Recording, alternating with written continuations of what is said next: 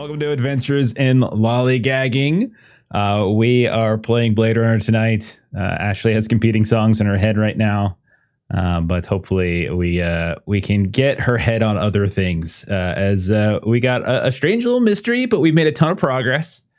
But there's some lingering loose ends here and there that we'll dive into. Like I was saying to them, I think we've got maybe 2 more sessions of this. Maybe, I think, before we hit the end. We'll see. And then we're going to move on to a different game. But yeah, let's do a little couple of intros here for characters. Then we'll do a little summary and then we'll dive right in. And because we ended on one hell of a moment last time, but we'll get into that in a second. So, Derek, tell us about Everett. Yep. Everett was born in the year 2000. He's 37, been on the force for, I think, 6 or 7 years. Can't remember which. He is a social person, loves to schmooze with people, talk his way out of situations, has no physical combat skills at all, and is pretty lethal with a pistol, as he had to kill somebody not last session, but the session before, and I've been dealing with the consequences of that ever since. It is true. Yeah, you killed Ty Walters. Then you let his accomplice go, which it was kind of interesting little turn of events there. But yeah, poor Ty Walters. It was a shootout. It wasn't in cold blood, and it was just a good shot. Just happened to go and kind of take him out. Which isn't easy to do because if Ty Walters is in fact a replicant, which is the suspicion, no confirmation yet, but is the suspicion. Those are, as we learned from Joe, are sometimes difficult to take out. So thank God for my loaded electric dice. Yeah. Next up, we'll go over to Ashley, who is also dealing with some trouble. She missed losing some teeth, losing some friends. How you doing? Tell us about Faye. Faye could be better. She took some pretty hard hits actually when we were fighting the replicant, and really kind of like messed her up. And then she found out that her old friend Warwick got that tattoo, the wake up tattoo, and so there's the possibility that he might be a replicant, maybe too. So there's some doubts there. And then she was informed that he never really liked her anyways. And Faye's loved Warwick for like ages. So that's terrible news. And so she's just kind of having like an emotional crisis. And she keeps seeing this like Blade Runner guy that she witnessed die. So like mentally not so great right now. That is true. Yes. And we'll dig into some of the friend stuff because there's like I said, there's loose ends. Like you guys you have taken out the man who was responsible, who all evidence that you had suggests this was the guy that was involved. Now, some of you know that there was an accomplice. Whether you do anything with that, we'll see. But there are a lot of these little loose ends and other things kind of going on, little conspiracy running under the boat. We'll see how you guys want to handle it. But one of those does seem to involve one of Faye's dear friends. Then we got Lawton. Lawton had a rough end of the last session. Tell us about Lawton, Stephen. Lawton is the analyst of the group, a bit of a techie, really digs into the forensics, and he's having a bit of an identity crisis right now. Really not sure what's going on, trying to figure it out, kind of talking to himself, or maybe the TV's talking to him. It's hard to tell. Hearing voices is not good. Yes, indeed. Hearing voices or having Humphrey Bogart, long dead Humphrey Bogart, turn to you and talk to you on the screen is probably probably a bad sign. Something's up. Not only that, but you, it was just a rough day for you. A rough day. Yeah, I got beat up before that too. Yeah, and then you didn't really. Something was going on with you during that interrogation. So. Mm-hmm. Next up, we've got our replicant friend. We've got Arley. Melissa, tell us about Arley. So Arley is our sole known replicant at the very beginning of this campaign. She also had a bleeding gut to deal with after kind of all of the incidents that happened previously. She's done some painting. She's done some music. She likes black and white. So brunette always has her vinyl white jacket. Very nice.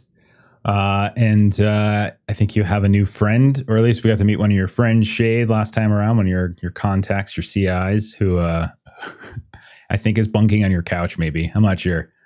And then finally, we have the professional amongst the group. We have Koji's son, Rue. Long, tell us about Koji. As professional as you can be with 11 years on the force, I'm the fixer, blade runner.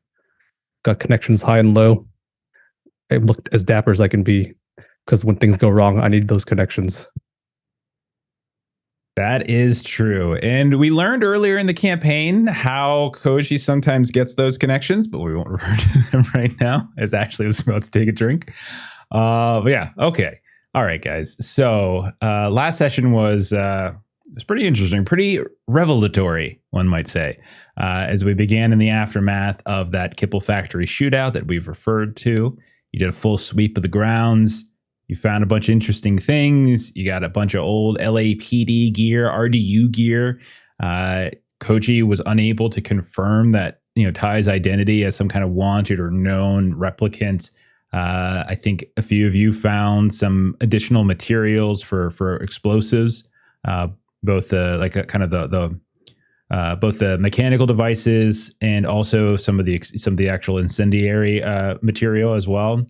Eventually, you did request a full forensics crew kind of come and reinforce you all, but before they arrived, you did in fact interrogate Joe Hualoa, who was you learned his name was that, but you've heard his name here and there, who was the accomplice that you were able to knock out along the way. Now, the interrogation did not go particularly smoothly. I'm not going to go through it all, but I will say that he did reveal a few things. Eventually, the motivations and some of the story behind why he and Ty ended up trying to ineffectively murdering Monty Croyle and his allies. It's because Monty Croyle and several other LAPD and RDU officials, they torched both him, or I would say his people, and he kind of told you a little bit of a story about how he and some of these other replicants kind of came out of the shadows, registered with LAPD, kind of peacefully, came to this kind of agreement that they would run a protein farm on behalf of like Wallace Corps, if they did all these things. And Croyle and Lena Kova, who is a UN official and former LAPD herself, and a couple other names that you now are familiar with, they concocted some kind of terrorist reason to do a site inspection. And when they went there, they just torched the place and like dozens and dozens of peaceful replicants. At least that's the story that Joe told you. Now, at a certain point, everyone kind of split up. Lawton had some bad reactions to some of the things that were being said. He kind of seemed a little bit out of it. Koji went outside to kind of await. Faye, I think, was just getting pissed off by Joe as he started bringing up stuff about work, which left Arley and Everett alone talking to this guy. And the two of them decided that they were going to concoct a ploy that Joe knocked out Everett and got away. And so that's what you did. Joe got away. You let him go. Now, eventually, you made it back to the LAPD. You got immediately pulled into a debriefing, not just with the Deputy Chief Holden, but also with Marilyn Lau from Chemplast and Wallace Corps, and a new face, a woman by the name of Rosette Desai, who is a representative from Lena Kova's UN office. You had a couple uncomfortable moments where she used some strange little probe, almost like a void comp test that was kind of floating around in the air. She zoomed in on a few of you as you were trying to tell some stories and kind of convey some information. Afterwards, you all probably did some paperwork and did some healing or whatever, and then you went and had some downtime. Everyone did different things. Arley, you had some music lessons, but you also came across your contact Shade, who gave you some information about there being hidden replicants on the LAPD and the RDU. How someone's selling black market LAPD gear out of the back of a casino in the Red Market District. Koji Koji, you imposed upon Mr. and Mrs. Freckles, the Mr. Freckles being security guard you met in the very first session, for dinner. And along the way there, you got mugged on on public transit. So it was a kind of up and down night for Koji. Let's see. I think Everett, you gave some money to your neighbor Penelope, but then you went to the arcade, tried to get your mind off of the killing. But then something else caught your attention as this commercial about a lottery to get off planet kind of started to sort of show up and give you some weird memories, maybe about your sister, or kind of getting obsessed about it here or there. Then we went over to Faye, who went out again, got a little drunk. She saw once more the face of the man, this Blade Runner who saved her when she was young, but she couldn't ever catch up with him as he kind of disappeared into the shadows and got put into a cab and sent away. And then finally we had poor Lawton, who went home. He searched through some old belongings, police belongings, I believe it was. Then he started watching a Humphrey Bogart flick, Dark Passages to be specific, and something about all of this kind of made you furious, and you started to kind of trash some of your things. In the process, something extraordinarily strange happened as the movie seemed to just pause. Humphrey Bogart turned to the camera, looking directly at the screen and at you, and started talking to you. You even exchanged a very brief conversation as you asked him a couple questions, and he responded. He lit a cigarette, which sort of transfixed you for a moment, and then kind of shouted, "Wake up." And then you did, in fact, wake up, but all your stuff was still trashed. You picked up your things, whatever it is you wanted, and you stormed out of your apartment. So we are going to pick up pretty much right after that. I'm going to turn it over to you, Lawton, as we're going to start with you. What happens to Lawton as after he storms out of his apartment? Where does he go? What does he do? What's happening? First thing he would do is stop by whatever correlates to a pharmacy and grab some painkillers. I don't need to make a connections check for that, but I do have to pay for it. And I think he would stop by somewhere on the way to the tap room, which is one of the bars that he frequents. It's a bit more of a retro bar. It's got fake wood paneling and things like that to look like an old sort of tavern. And it's a little less frequented than most of the clubs and things like that. And on his way there, probably right outside, he'd pull out his KIA and just kind of scroll through the contacts. And he's definitely thinking about should he call or not? He's kind of just standing there for a moment trying to decide. And then he does click the call and starts calling Arley. Arley, do you pick up? Yes, Mr. Stone. Can you meet me at the tap room? It's important. Yes, Mr. Stone. Do the rest of the group need to be invited as well? No. Okay, Mr. Stone. So, hang up without saying anything and head in. Okay. So a short time later, is Lawton at the bar? Has he got a booth? Do we think it's a busy? Yeah, he would be at the bar, I think. And he would have paid for a full bottle of whiskey, and he would have already started popping some of these painkillers too, mixing the alcohol and the drugs. And he would just be spinning his father's wedding ring like he was at the meeting last session, just spinning it on the bar over and over. And we'll say that's what you see him doing, Arley, as you walk into the tap room. Do we think the place is busy? Because it's probably very late at night at this point, nearing closing time, if we're going back to our downtime shift. So I don't think it would be too busy, but I'm sure there would still be people there. Still some. Okay, so there's still some regulars hanging in. But you see Arley as you walk in, Lawton at the bar, kind of a little far away look maybe, spinning that ring. He's got a bottle of whiskey on the counter right next to him.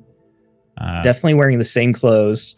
Looks even more wrinkled and messed up than before. You can tell he hasn't showered. His hair is a mess. And you can also tell that he's pretty close to being drunk. Like he's getting a little sloppy. All right. So Arley, what do you do? So Arley's going to come up behind you and sort of take a wide berth. So she'll sort of be almost kind of a seat or two away when she kind of looks at you.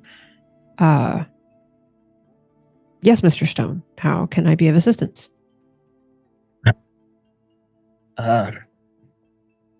You want a drink? I got the whole bottle. I believe that... Let us see how this conversation goes, and I will decide. Suit yourself. It's going to be a little weird. I wanted to ask you, do you have memories of before you were alive?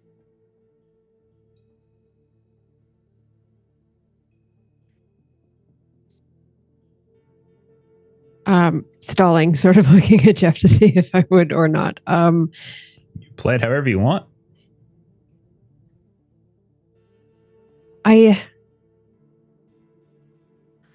When we have conversations, I can go home that evening and remember how the conversation occurred.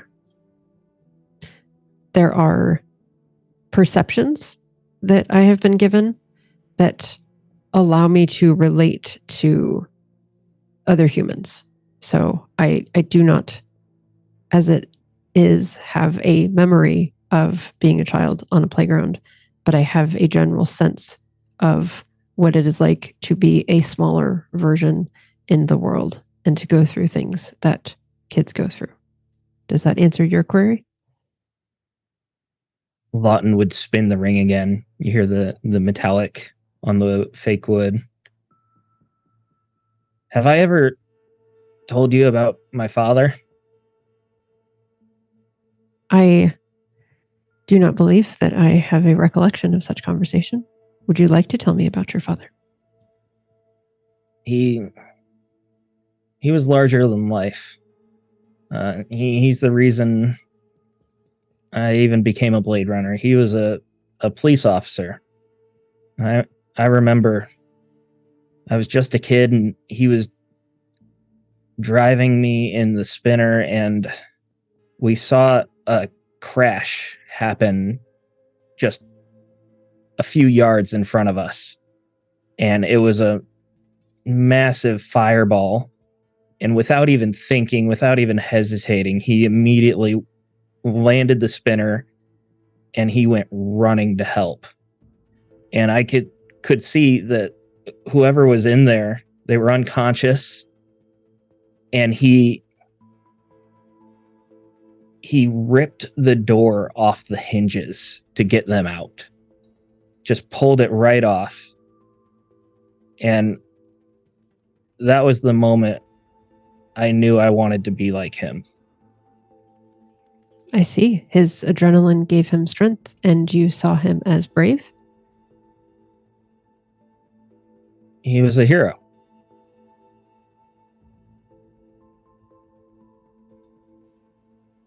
I would not disagree with this conclusion.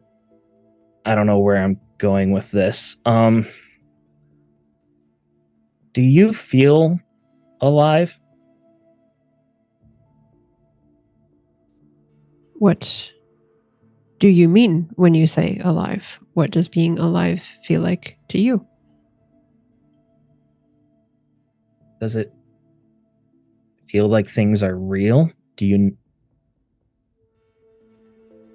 Oh, what's real? And Arley always has these two go stones with her. And so she'll pull them out of her pocket and she'll hand you the white one. And she'll hold the black one. And she'll say, these are real. I can use my senses. to experience these stones. This is what real is. He looks at the stone and he kind of like turns it over a little bit. And he then sets the stone down and grabs the wedding ring off the counter and hands that to you. Is that real? Because I don't know that it is anymore. She'll pick up the ring and say, well, in my right hand, I hold a black stone. In my left hand, I hold a ring. I feel both of them. They are real. Does it have memories of before? And she'll kind of look at you quizzically, and she'll take the ring and she'll like put the ring on different fingers and say, putting on the ring does not provide me with any access to a visual memory. Is this what you ask? I'm sorry. I don't know why I called you. And I would just start fumbling with the pill bottle again, put a few more in my hands, and just down it with a shot of whiskey. Thank you for the help. I think I should just go sleep it off. It appears that you should probably have some companionship in your state, as you are for safety purposes, if you would prefer an escort. I'll be fine. Here's your stone back, and just keep the ring. I don't know why I would keep this ring. This ring appears to have a high emotional attachment for you. Why would this be something I should keep? Trash it. It's fine. I don't think it matters anymore.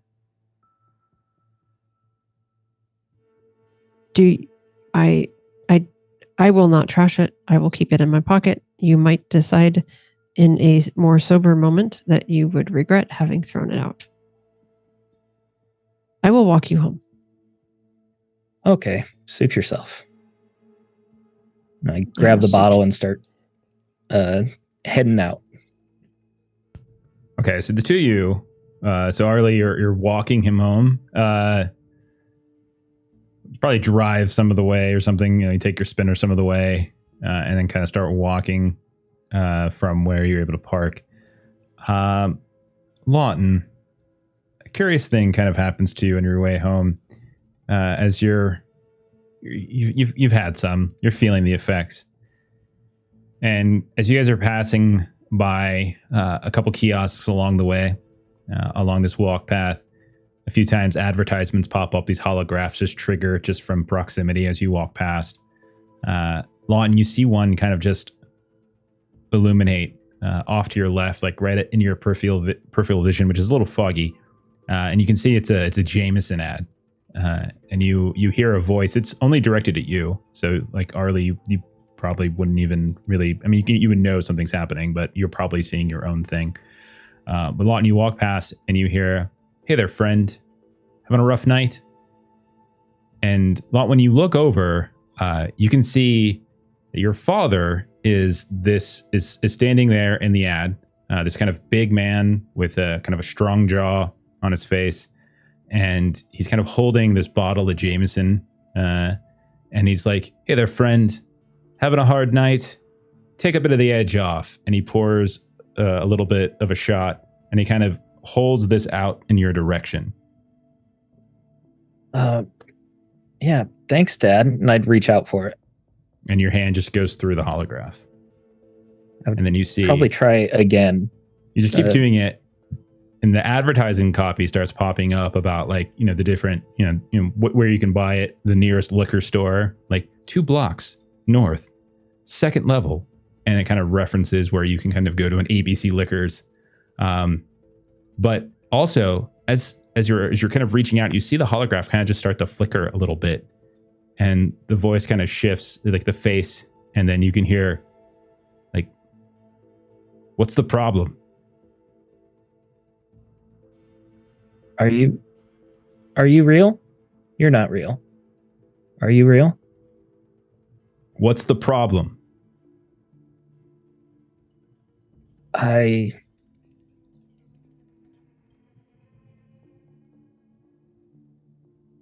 Who am I?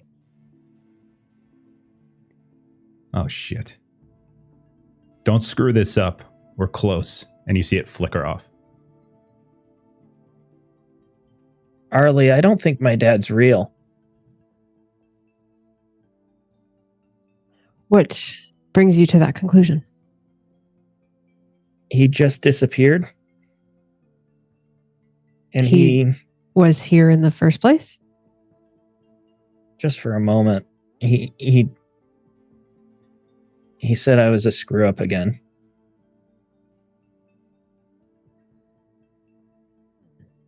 I did not see your father. I saw you grasping. There was no one there. Oh. Can we stop by a liquor store on the way back? It's just a couple blocks up. Do not think that your liver needs any additional alcohol to process this evening. My dad wanted me to go there, though.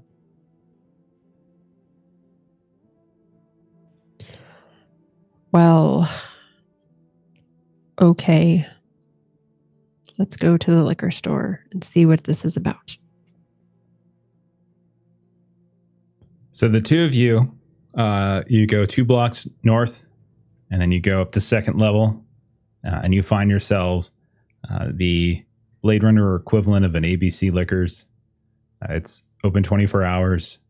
See, there's plenty of light shining as you step in, and as you do, you're bombarded with all this holographic ads for various types of liquor, and it's all kind of faux liquor. None of it is real anymore. Like there's all sorts of these different kind of processed or imitated or specifically flavored. But Lawton, you see in the back far left corner, there is a display for Jameson. You can wait here, Arley. I'm going to get some Jameson. No, I will not wait here. I will be coming in with you. Suit yourself. I will. What do you see? What do you seek? Jameson. Why Jameson in particular?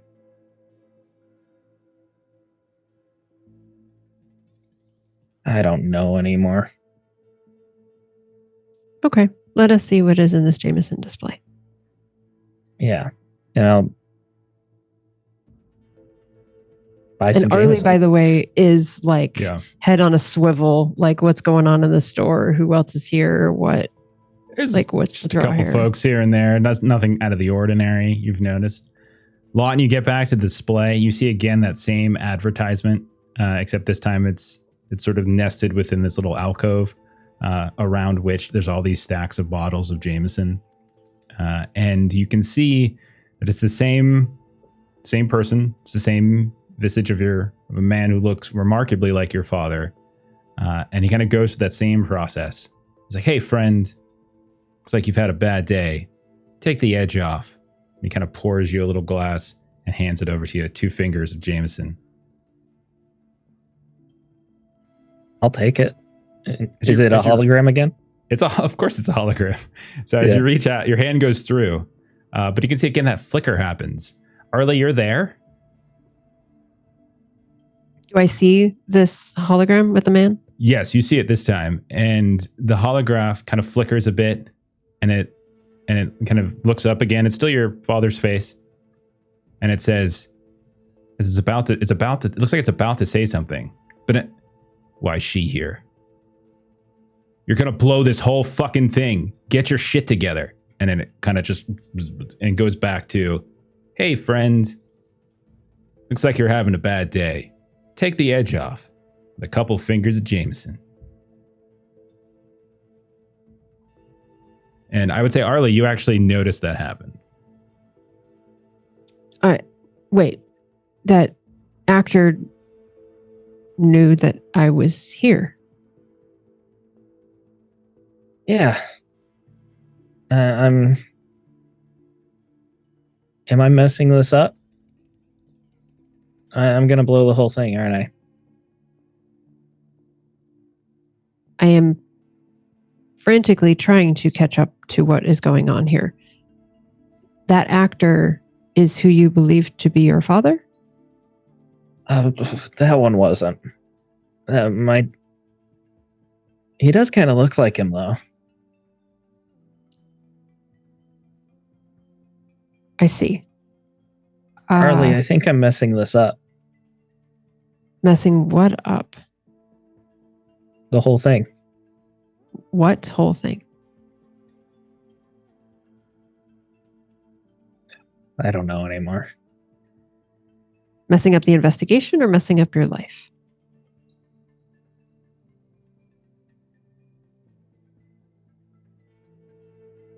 We should get back to the investigation. I need to work. That I'm an analyst. That's who I am. Yes, you are good at analyzing. So, are you requiring additional Jameson for the evening? Most definitely. I see. This might impair your analyzing, but I will support you. Okay. So as you guys grab a bottle of Jameson, go to sort of check out, the guy there knows. It's like, oh, Mr. Stone, it's good to see you. Oh, another bottle of, okay. And have a good evening. Oh, you have company. And like, you can tell that this person seems to know who Mr. Stone is. I don't know whether or not Lawton would or not, but there's definitely the impression, Arley, that he comes here often. And with that, we're going to fade out of there and we're going to check in on everybody else. So, we did our downtime scenes already. That was sort of a tail end of one. So I think we're going to shift forward then. We're going to go through the night. We're going to assume that everyone retreats to their various domiciles, gets as much rest as they can. And then morning's going to come. New shift. And I'm going to turn it over to you all. You all have you can contact each other, obviously. But where do we go from here? Everett or Faye or Koji, have a thought on what one of you might be doing as the morning comes?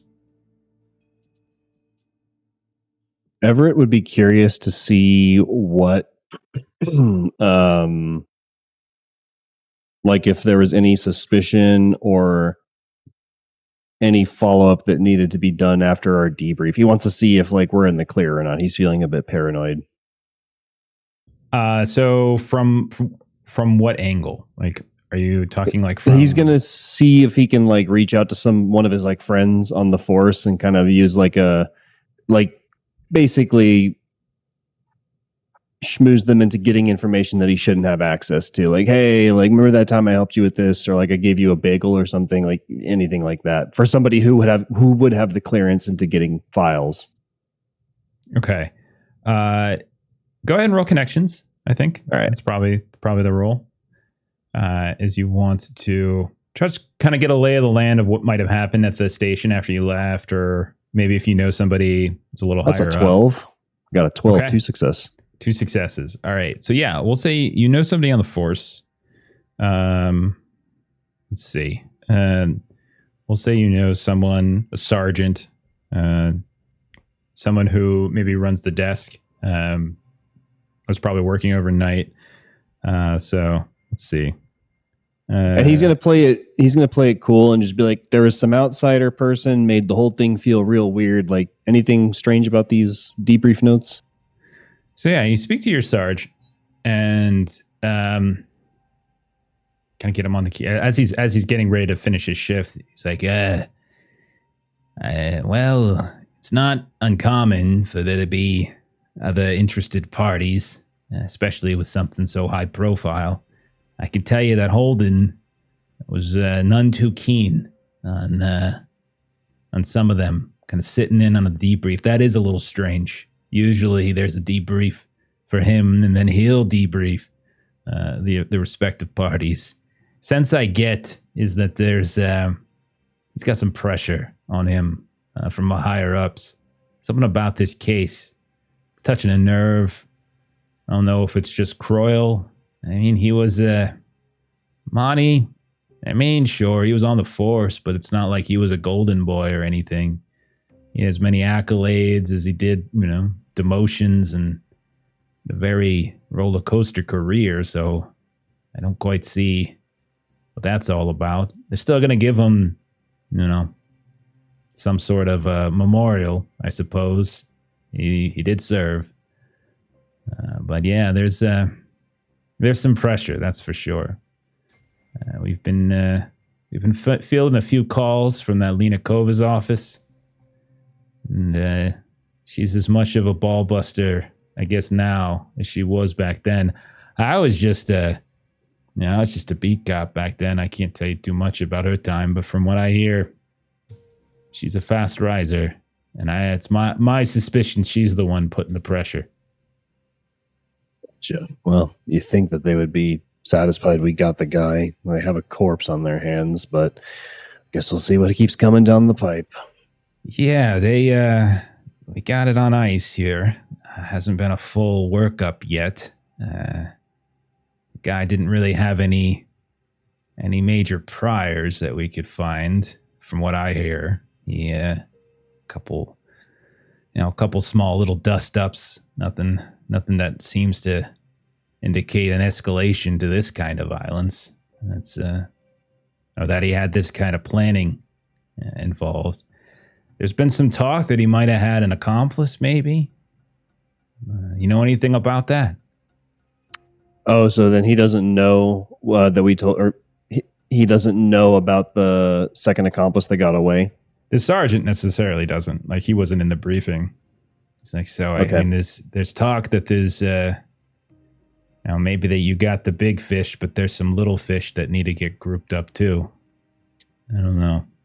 Hard to say. I mean, if this is a bigger movement, then staying under the radar might be the move, because nothing to draw attention to you. But after I took that kid out, or was that guy older or younger than me?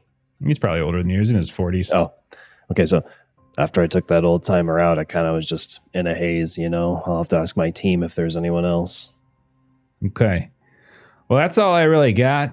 They're snooping around on this one a little bit more than normal, but that's probably because, Wallace Corps maybe or something. I don't know. It's above my pay grade. Yeah, I hear you. Well, go get some rest. Thanks, Sarge. All right. So, Kia cuts off. Koji or Faye, anything you wanted to do in the morning before we assign shifts? Anything you're thinking about doing? I can call in for a pay raise. I'm running out of Chinyan points.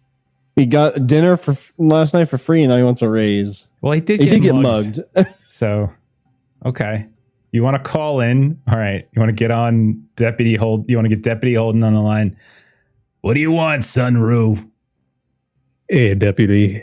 I know it's a bit early, but I need a bit of a pay raise. It's Deputy Chief. It's not Deputy. All right, Deputy Chief.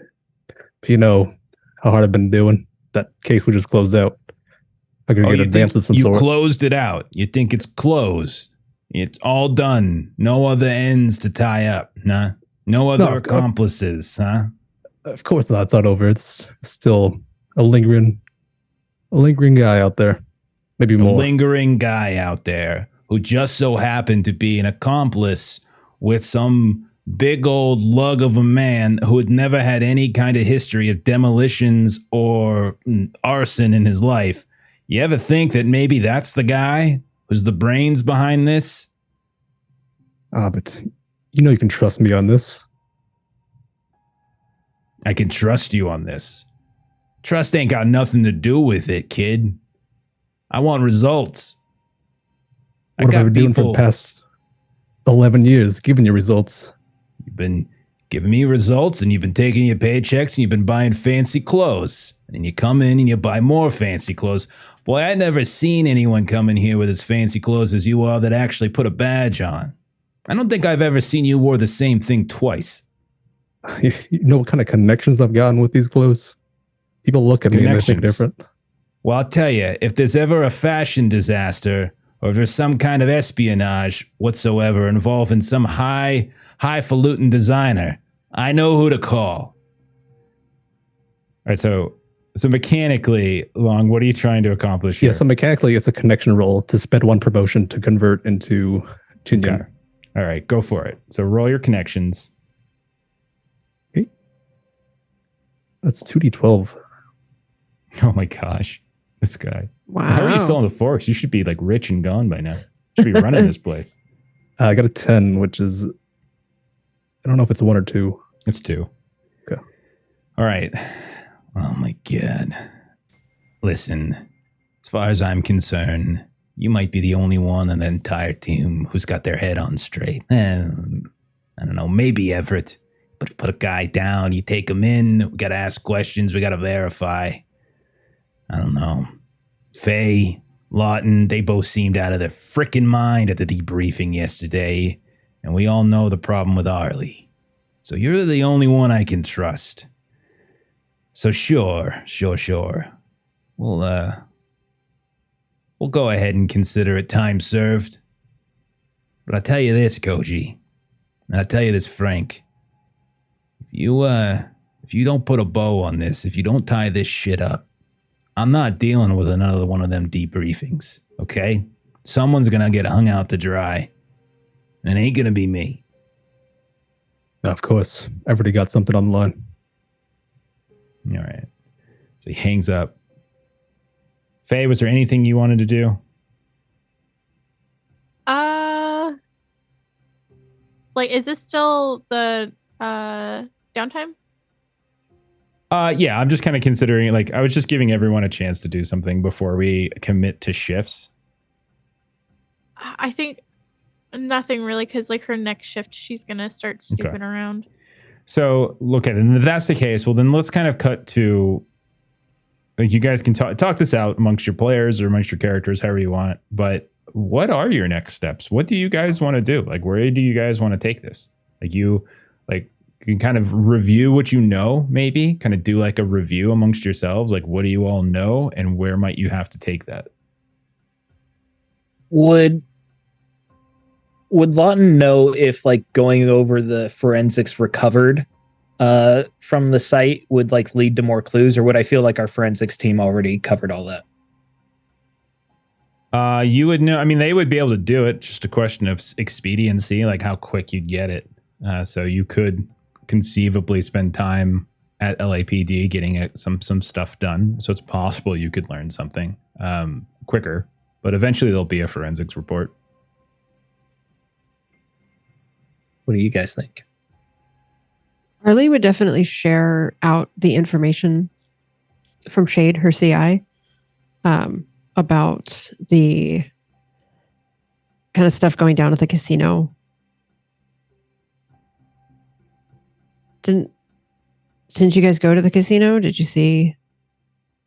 Yeah, as a matter of fact, I'm pretty sure we saw them moving something. I just remember there's a small crew moving a lot of duffel bags. I was convinced it was drugs. Or no, I was convinced like it was it's cold equipment. bars. I was convinced it was bars of gold. Faye thought it was drugs. That's right. Now I remember. I was a bit hammered that night. It would appear that you were both incorrect, and it was actually gear being sold. Our You gear. know, someone's got to make a living, right? I still just want to like time out and point out, why gold bars? Like, what? What a weird. He bought a lottery ticket. He's just got money on the mind. Fair enough. Fair enough. So from what we know, we've got a reporter and a very high up UN member that are connected to this case. Yep. Lena Kova. Rosette Desai was like her personal assistant. Right. And yeah, you had a reporter at the Kill magazine. That name was brought up. So that's Ronald Zephyr, who's a reporter. And you've got Lena Kova, Monty Croyle, Hoyt Zemke, who you know got his ass beat and was in the hospital. So you got those types of things, sure. But almost no details are out in the media about this, right? Essentially, it was just like there was a fire, it's being investigated, and that was it. Thus far, none of the details about Lena Kova or anyone else like that has been released, or anything about that has kind of come to light at the moment. Koji also never reported the stuff about Lena Kova, so if there was some sort of breach in the chain where there was a leak, it wouldn't even have been triggered at this point because Koji hasn't actually conveyed that.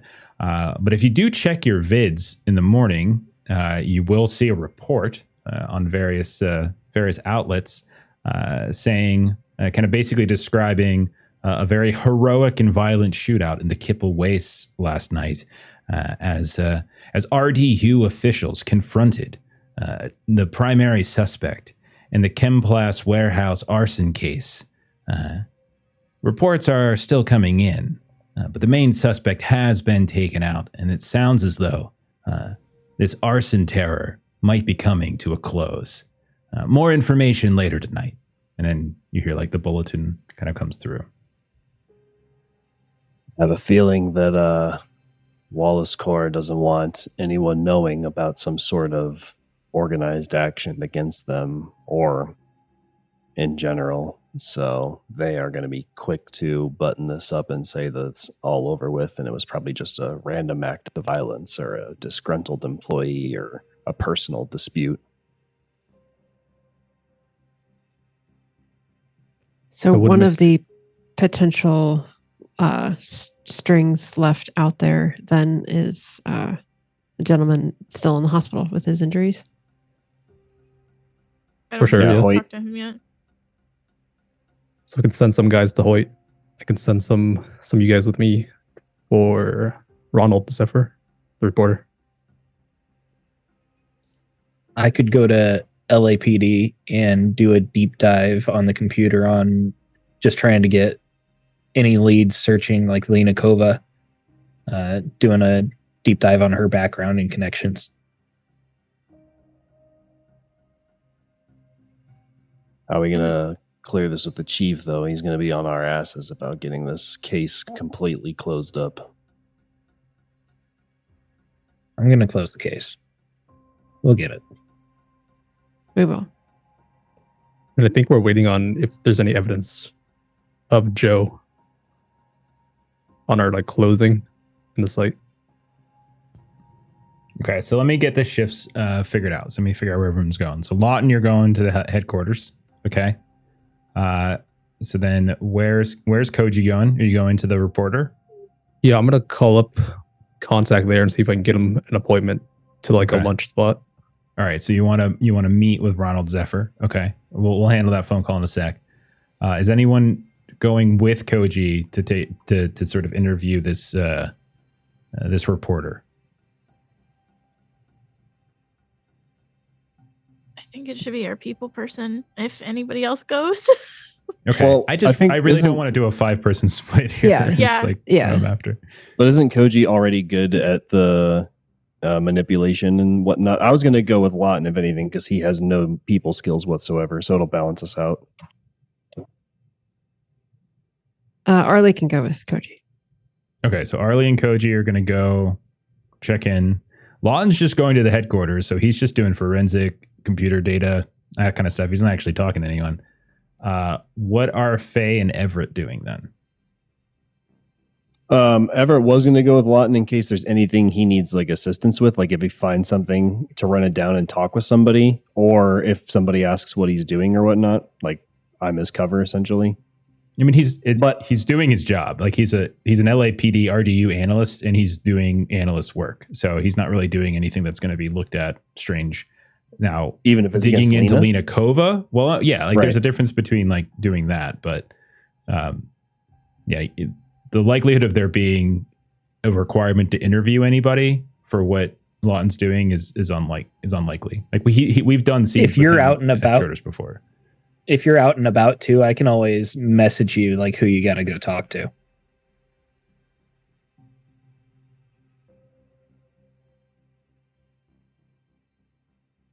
And Faye, what are you going to do then? I don't want to split us up too much, but she's interested in going to Warwick's house.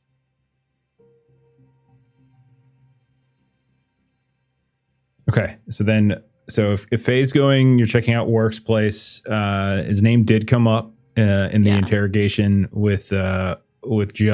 Koji and Arley are going to go follow up this Ronald Zephyr stuff.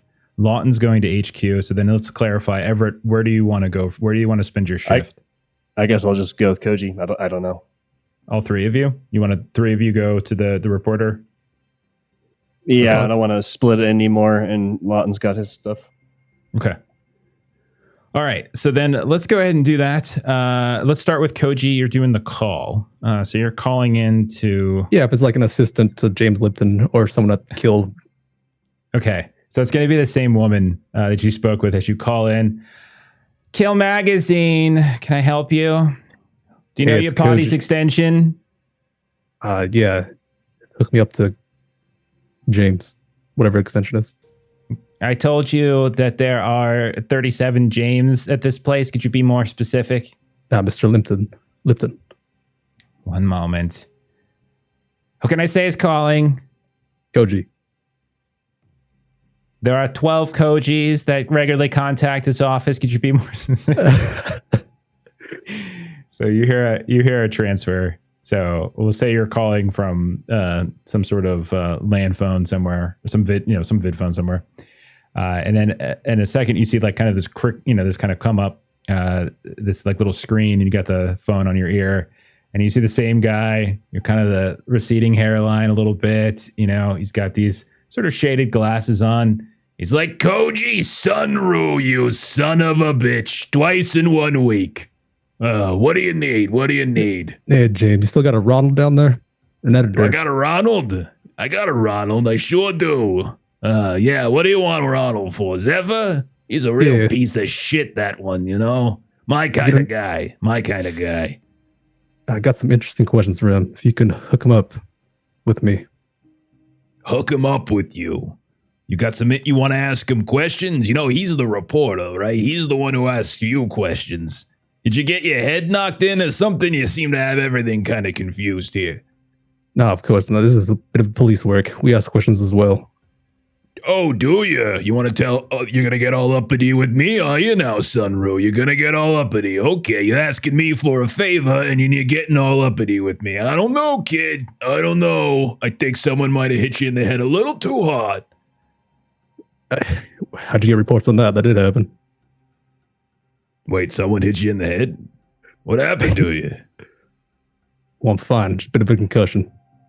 You got a concussion? Anything we need to know about? Hang on 1 second. Hey, Tiffany, I want you to hold a block for 6 p.m. We got all DU cop attacked, hit on head, has concussion. Okay, tell me the details, Koji, and go slow.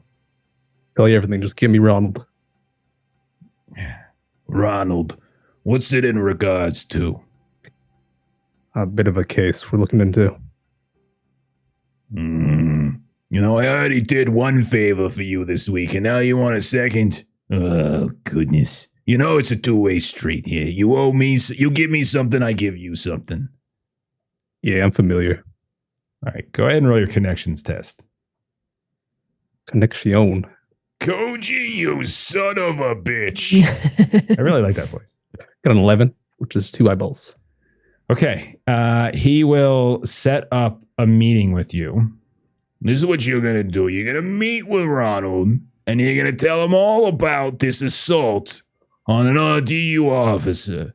And I want you to make it salacious, okay? He's going to make it even more salacious, but I know how you are. You're going to make it all by the book. You're going to make it all boring and whatnot.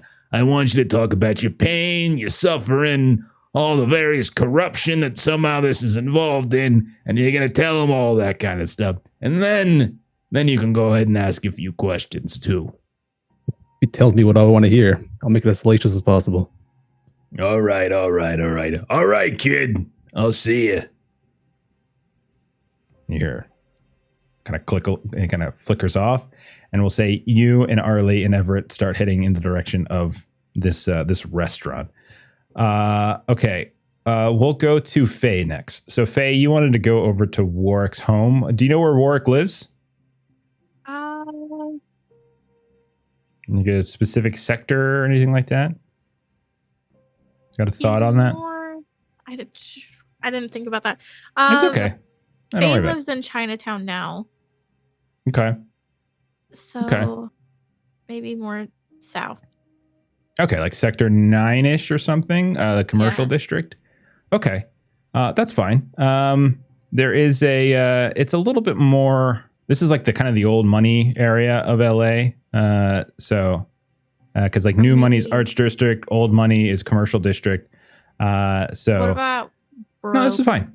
Okay. No, this is fine. There's still going to be neighborhoods which aren't that great. So yeah, we'll say we find a place here. There's somewhere in the, maybe not the financial district, but maybe near Grand Central Market or something like that. He might have some kind of walk up. Okay. So you're going to get there and it's, we'll say he's probably somewhere around the 30th or 40th floor in this walk up. There's a handful of markets at the base here and there. You can tell what looks like definitely old construction as you're moving your way up.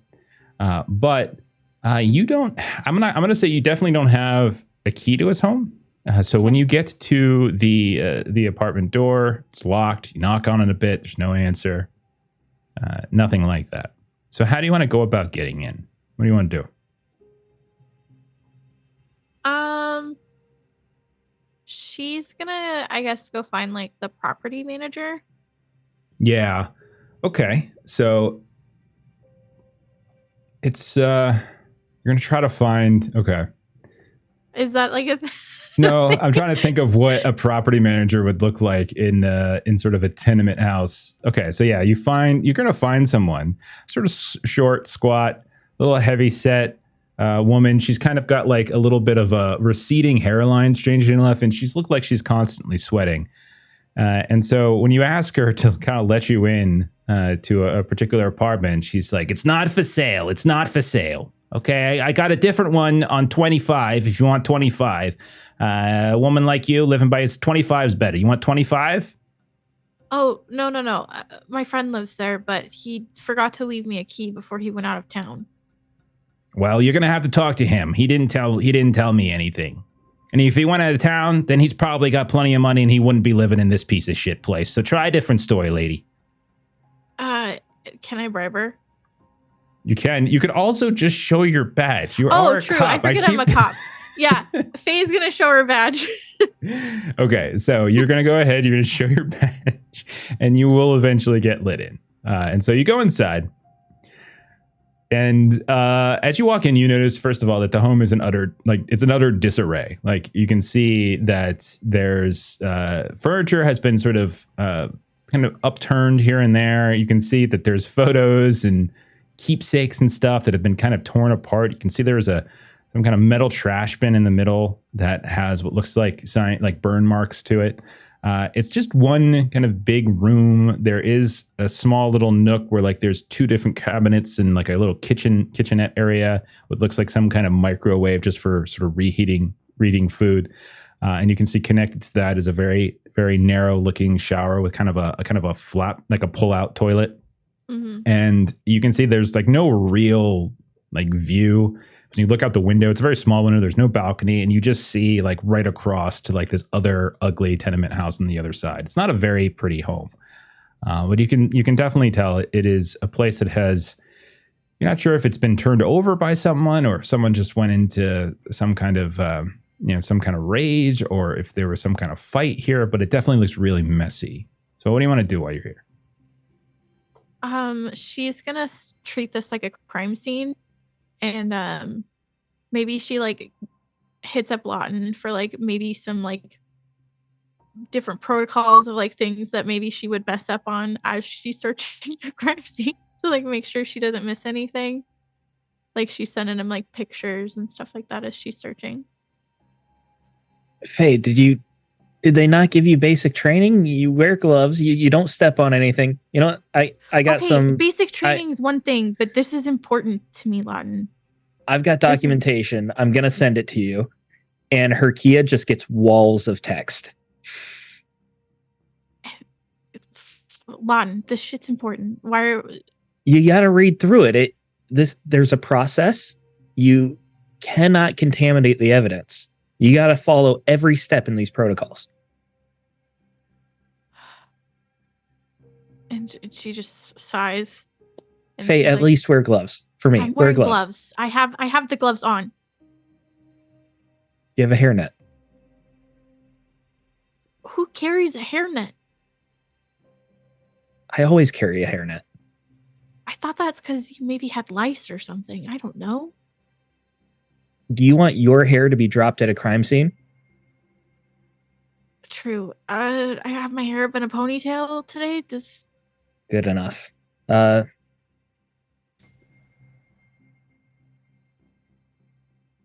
step on anything. Wear gloves.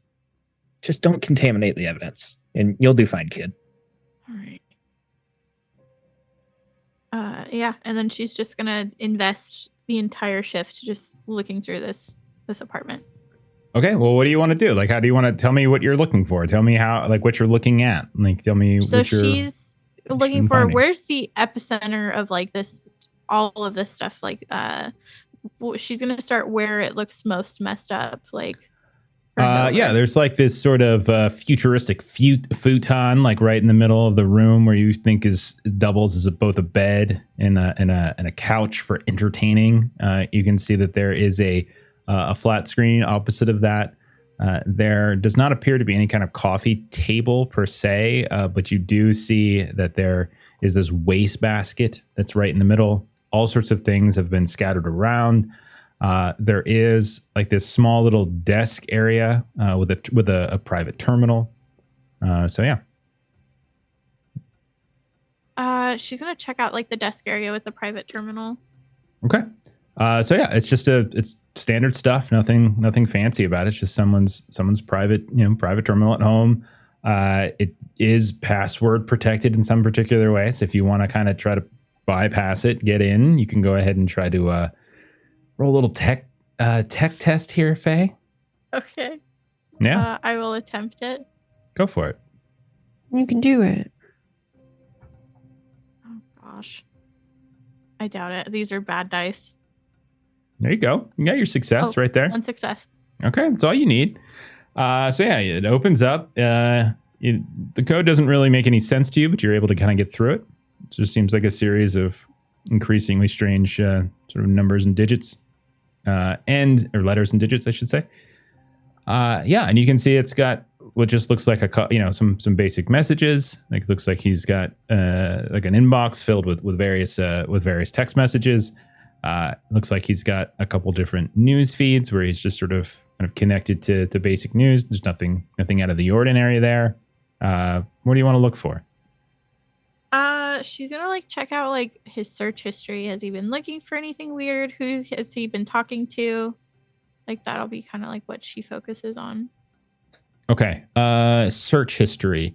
Yeah, easily enough. You notice that most of it just seems to be kind of some entertainment stuff and some news stuff. All of that seems to be particularly normal stuff. But one thing kind of catches your attention that's a little bit out of the ordinary because it doesn't really align with what you know of Warwick.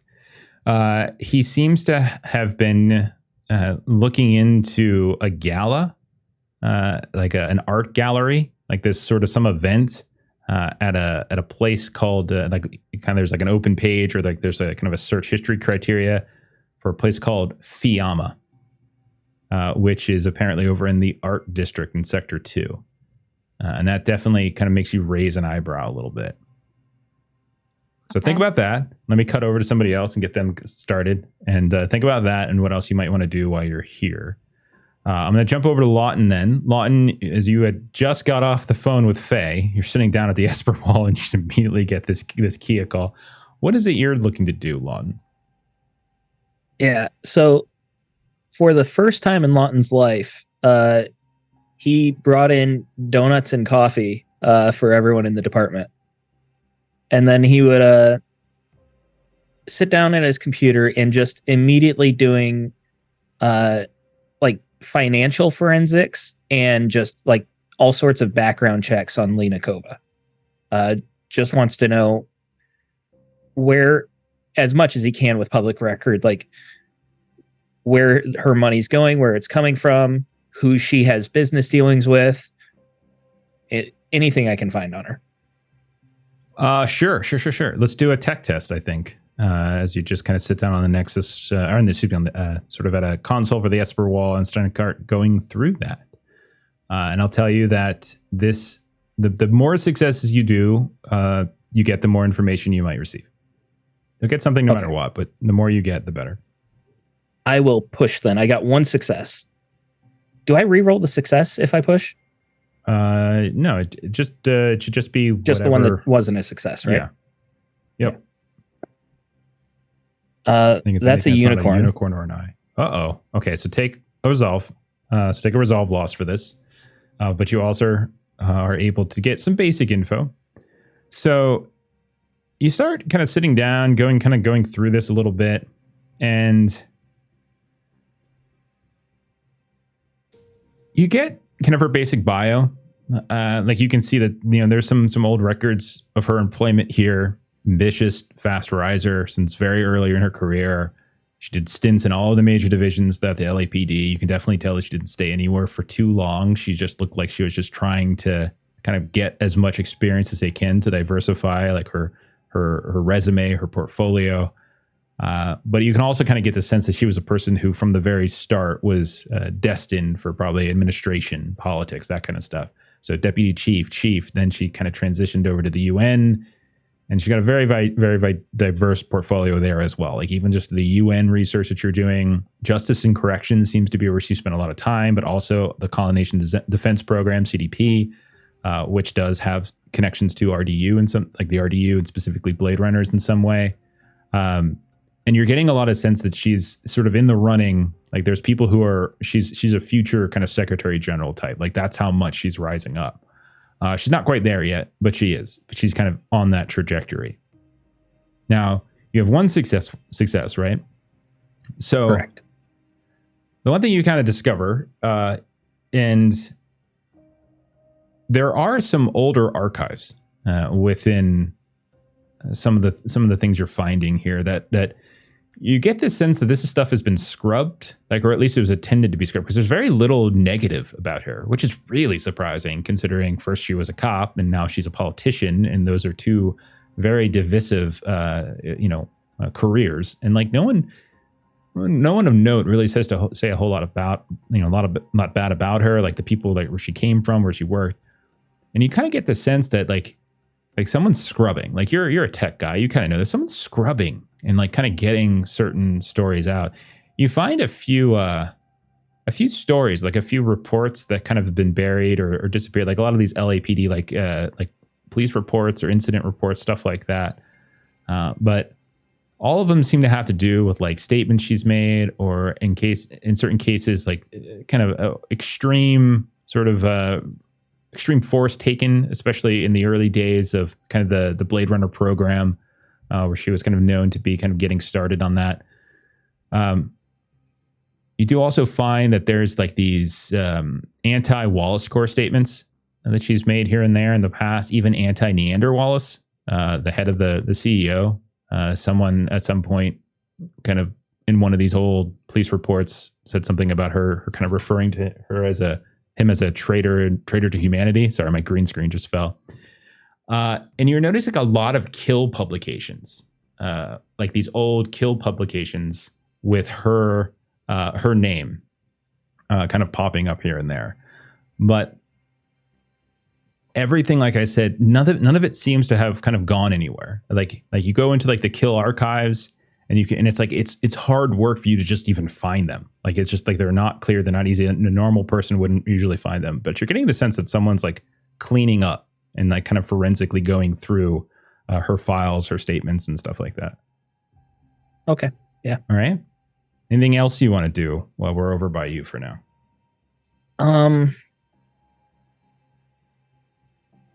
No, I need to think about what I'd like to do next. Okay. Sure. One sec. Talk amongst yourselves. I think I would send some messages over our Kias to everyone.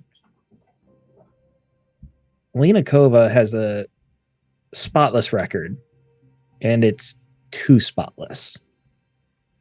You don't rise as fast as she has without making enemies. And apparently she has no enemies. Well, if we keep sticking our nose in the wrong places, we'll likely be wiped off just as cleanly. Mr. Stone, are you able to determine who, other than yourself, has been searching her, or maybe find some forensic information about who might be doing some of this scrubbing? I can keep digging, but I'd say it's most likely her team is scrubbing to make her record look better. She's on the fast track. She could be Secretary General someday. So it's either her team accelerating her or she's got someone backing her. But it seems that this scrubbing is even happening to internal records that should be beyond the reach of her current team. It should be, but it's not like we put much budget into tech security around here, and she used to be a Blade Runner herself, so I'm sure she's got plenty of contacts. This is very true. Perhaps we will find some information at our lunch. I'll keep digging. Okay, so we're going to say Arley, Everett, Koji, you arrive probably early.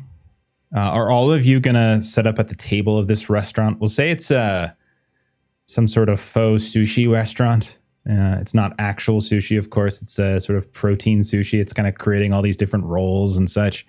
But there's an inside cafe area. There's an outer place to sit as well, but like the rain is kind of gross. There's an overhang. Would you want to sit outside, inside? Would everyone want to sit down? Would only one of you? How do you want to handle this when he approaches? So I'm going to be asking this guy some questions. I don't know if you guys 3-on-1 seems a bit apprehensive. Everett, would you like to join Koji and I can sit and observe off to the side? Yeah, that might work. Let's try and pick an area where we're not sitting around a bunch of other people, so no one can eavesdrop, and so it's easier for you to hear. We can message each other, like text message each other on our Kias, right? Yeah, your Kias connect to each other, but they don't connect to like the outside world. You have to find a different font for that. Yeah. So then Everett will just say to Arley, if there's anything that stands out to you, just let one of us or let both of us know, and one of us can bring it up casually later on.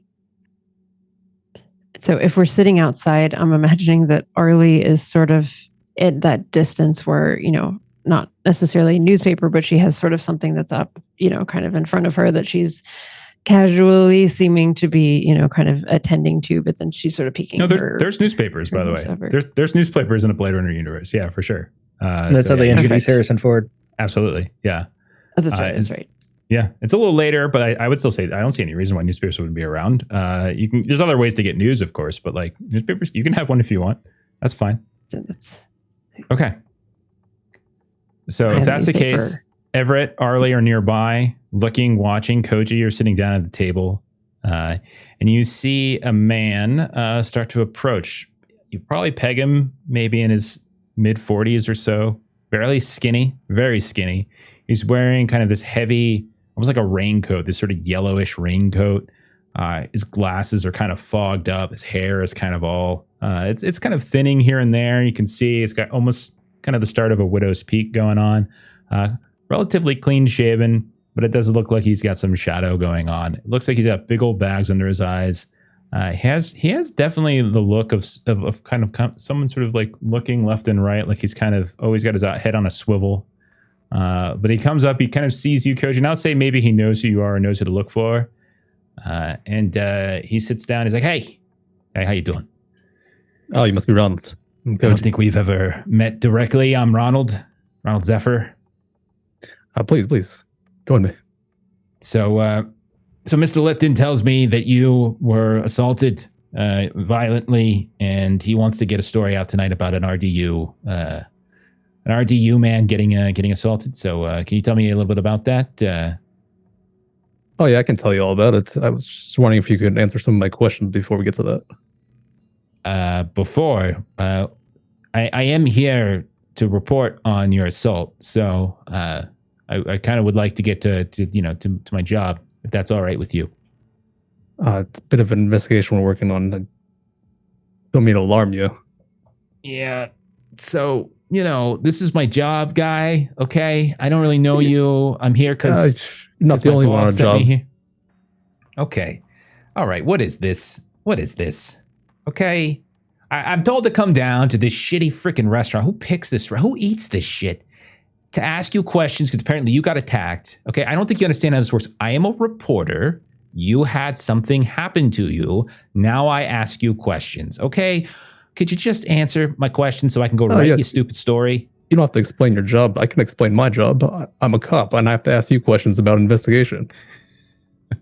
Okay, go ahead and give me a roll. Let's go. It's not going to be connections. It's going to be, what's the other one? It's manipulation. Okay. Feisty Koji. I have a B in that. Okay. It's not bad. Is Everett like posturing while this is happening? Like getting bigger. His ears have perked up for sure. Yeah, I got a 12 on my 12, so that's 2. Okay, it's like okay. Jeez, gosh, man, like you get assaulted one time and suddenly you got to give the world an attitude. How many times I get beat up on my job? Come on, man, you don't see me giving people shit all the time. All right. What do you want? Let's see. Hey, you're paying for this, right? Of course. Okay. Can I get, and he orders the most expensive thing on the menu, just to make sure. Okay, yeah, go right ahead. Let's see. A couple questions here.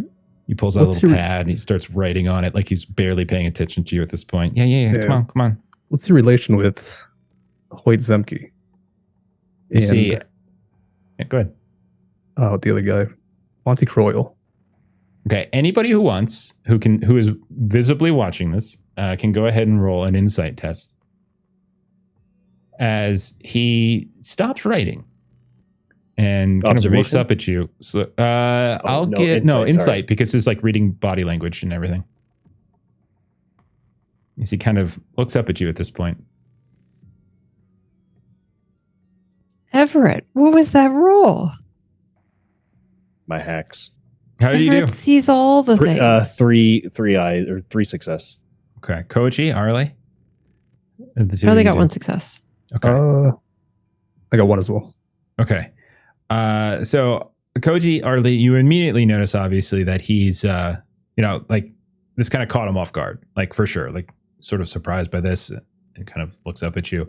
But Everett, you can tell immediately his leg starts to shake, and he kind of the hand that he had, like the like his little kind of pen in, he puts it underneath and he kind of sort of rests it and he's almost kind of trying to keep it from shaking. And he's like, what are the names again? Hoyt Zemke and what was the other one? Monty Crisco? Monty Croyle. I'm sure you're familiar. Yeah.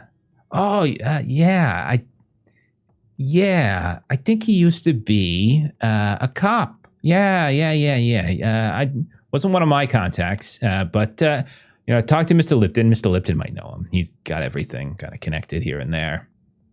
Everett is gonna message Koji and say,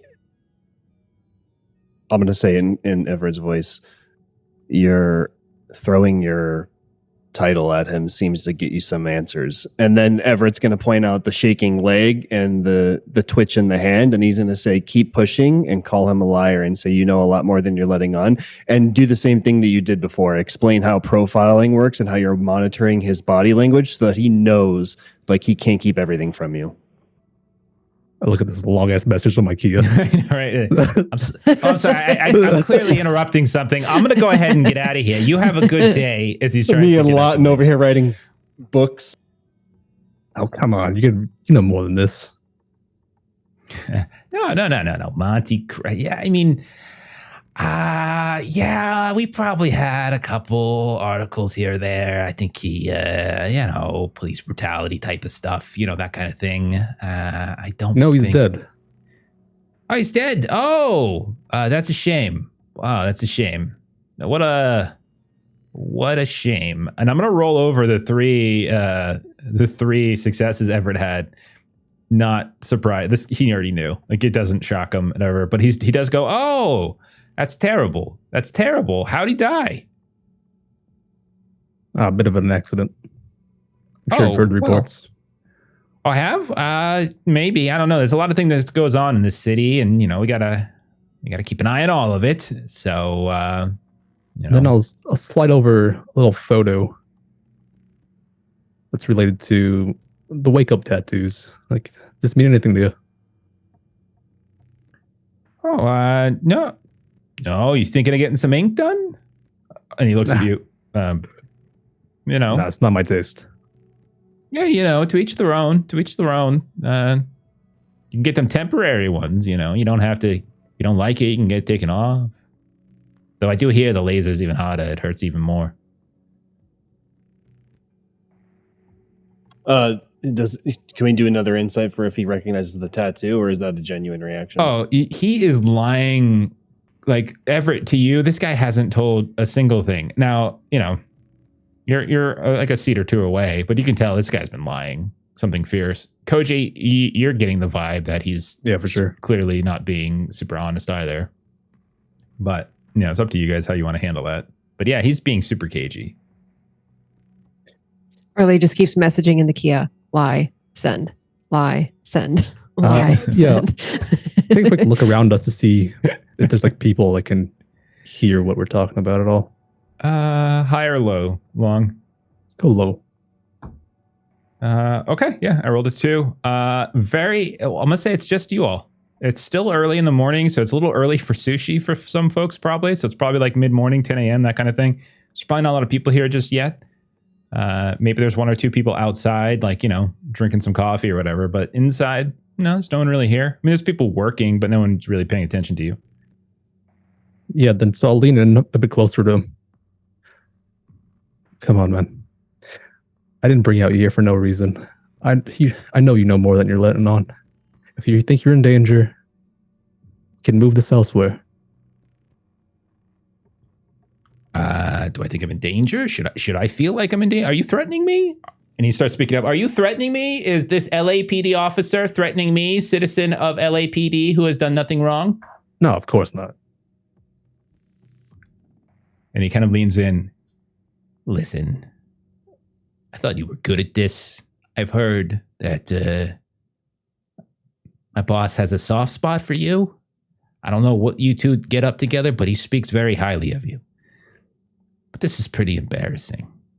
Okay? I'm not going to tell you anything. You people don't really give me anything. You give me scraps all the time, and now I got to come out? And if you think I'm scared of you, I'm not scared of you. You do what you want to me. You want to arrest me? Arrest me. Go right ahead. Thank you for the street cred. Go right ahead. Do you know the lawyers that we have with Kill? Do you know how much we pay them? Do you know how many we have on retainer right now? You can't do anything to me. Come on. Get out of here. Now, are you going to tell me about what happened to you, or are you going to tell me about what happened to you? Is there a way I could pickpocket? Do people carry like personal communicators that we like what we would have like a phone nowadays? Some of them might, yeah. Some of them might. Not many. I mean, like it's usually communications, not necessarily mobile. Like it's not like a thing that normal folks would do. But more expensive, things might have kind of that kind of thing. But most could I folks, try and pickpocket like a wallet or something to see when he leans in close to Koji and his attention is like keeping his voice down and doing this tough guy attitude? Yeah, you can roll a stealth if you want. Do we by chance have any leftover upgrades? I don't know. Arley, database, please. Checking.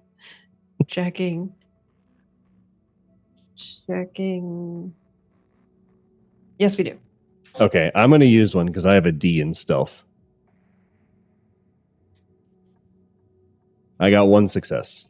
Okay, it's going to be contested because it is going to be contested against his observation. However, he is busy talking to Koji, so I'm going to give him a disadvantage on this when I roll it.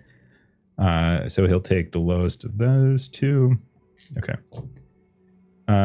Okay, so then because it's disadvantage, I do end up failing. Otherwise, my 9 would have been great. So yeah, you do manage to pull. Yeah, we'll call it.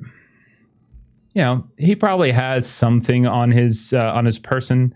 It's probably less a communicator, but more maybe like a kind of a digital notepad, something, or sort of a planner of some kind. But yeah, you can kind of slip that out as he kind of is looking over at Koji and sort of mocking him about how bad he is at this. Like,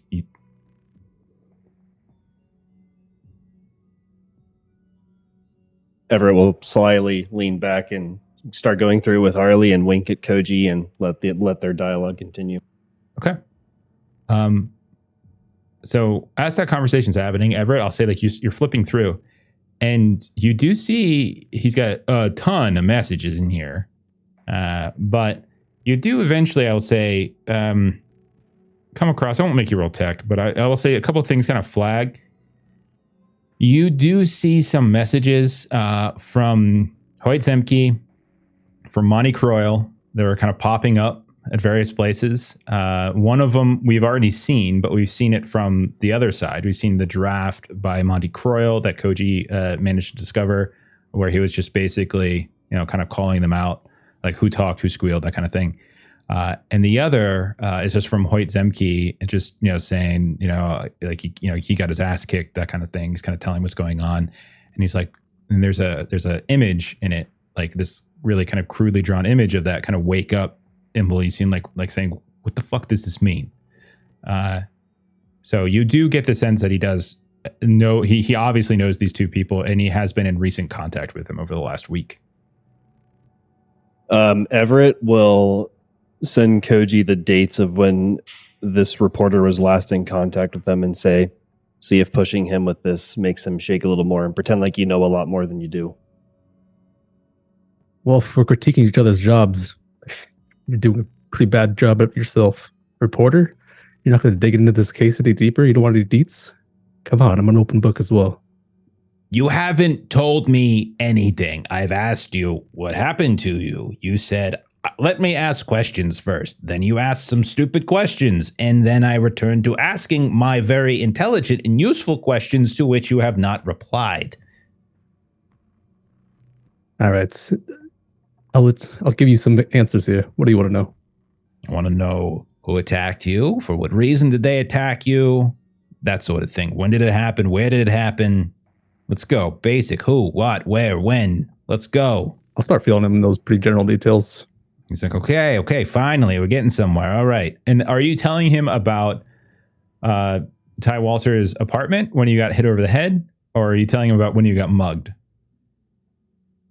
Oh, not the mug thing. I'll just tell him when I got hit in the head. Okay. He's like, oh, okay. Hit over the head when you were investigating a suspect. You went there alone. Okay. Guess you like to work alone, huh? No partners, huh? You know, maybe you should get a partner or two. Give you a little backup every now and then so you don't get hit over the head and don't get, you know, someone drop in on you. You know, that'll never happen to me. I got reporter's eyes, kid. I know when I'm outnumbered. And he's just sort of saying this type of thing. Meanwhile, Everett's just pouring through his material. Right. Got pickpocketed. Totally doesn't know. Okay. Let's kick over for a moment to Faye. And so we can kind of, and then we'll return to Ronald. So Faye, you're in Work's home. You're onto his computer. You had just found, he's looking into this art gallery, this gala that's happening, a place called Fiamma. What do you want to do? You are muted, You're muted, young lady. Sorry. She's gonna message it to the collective, like everybody on the team. Like, anybody know anything about Fiamma? It's some gala coming up. Do we know who's in attendance? This could be important. Arley will message back. I do not believe Fiamma has come up yet in our investigation. Lawton would be the only one capable of really doing anything at the moment. as he is basically back at headquarters. He could hop on the Esper. So Lawton, if you want to do that, you can. No roll required, actually. It's actually pretty easy to find this. There's no specifics that you have to look up for, but apparently there is going to be some sort of tonight, actually. There is some kind of very large gala going on with a lot of VIPs. It's going to be in the Art District, Sector 2, level 300. We're talking major bucks. There's apparently going to be, it's being held, and it's going to be displaying the works of an artist by the name of Portia Kiani. And if you start actually looking over all of the different like art districts publications and things like that, people are very, very excited about this. There's a who's who of attendees. So we're talking politicians, we're talking musicians, we're talking entertainers, those types of things. It's gonna be this big old affair. If you tell her about Portia Kiani, Portia Yeah, has I would a tattoo. forward all of that. Doesn't she, Jeff? She has the wake up tattoo. That is She one of was the on the list. names that you were given by Bao Mao, in addition Yeah. to your friend Work's name. Yeah. So her reply is like urgent. This is tonight. We need to look into this. Portia has one of the tattoos. We know that they're going to do extra bombings and attacks. This is the next spot. I know it. I feel like Faye sent that back in like all caps. Yeah, all caps. And then she's gonna resume as she's typing this and stuff. She's going over kind of like the rest of the apartment, like checking drawers to see if there's anything. Okay. Did you want to continue looking through? Like, there was a bunch of messages and stuff too. Did you want to? Oh continue yeah, I going wanted through the them? messages. Yeah. Okay. Because Thank you. there is something and you've already gotten in it, so you don't have to do a new roll or anything. There is actually something fairly interesting that pops up as once the name comes back to you from Lawton, you go through the messages and you see this whole message chain between Warwick Foxwell and Portia Kiani. And as you're reading it, you see that they appear to be engaging in what seems to be increasingly daring dirty talk, as they're very appears that they are asking each other and talking to each other about various sexual things that Big they would like to plans. do to one another. Yeah. Oh God, I could have lived without knowing about that. Okay. Great. Glad he's got such great taste in women. Totally not bitter. And she's gonna continue like saying like who else has he been talking to? Nothing else stands out. Everything else seems to be pretty standard stuff. A couple from you probably that haven't been returned, and stuff from like the Oh yeah, it beautiful hurts seeing it just left on red. unread. Yeah. In the trash box. Yeah. Already deleted. Oh. Yeah. Okay. I'll tell you what, Faye, you only had one success. I will give you one additional. You can take either observation or tech for this, or even insight. I would take even. Insight might even be better. They're all the same, so I can do insight. Okay, go ahead. And I'll give you advantage since you do actually know Warwick. Like you have spent some time with him recently. Okay. Can I have a dice ball? Yes, or you can. a boost thing? Yes.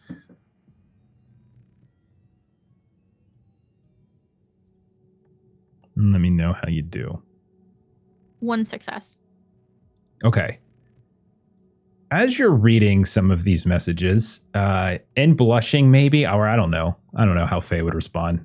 But it gets a little raunchy at times. You kind of start to get the feeling that something's not quite right about them. Like a few of them start to appear kind of manufactured. And you notice that the messages themselves, like there's like the file sizes are too big. These are just text.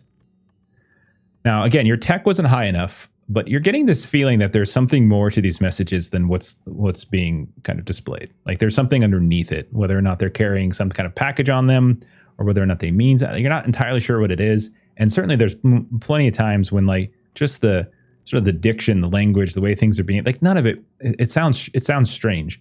And some even messages are even contradictory. Like they don't even make sense. Like it's some sort of, like there's one thing for it to be kind of dirty talk and salacious. It's another thing for it to make no logical sense whatsoever.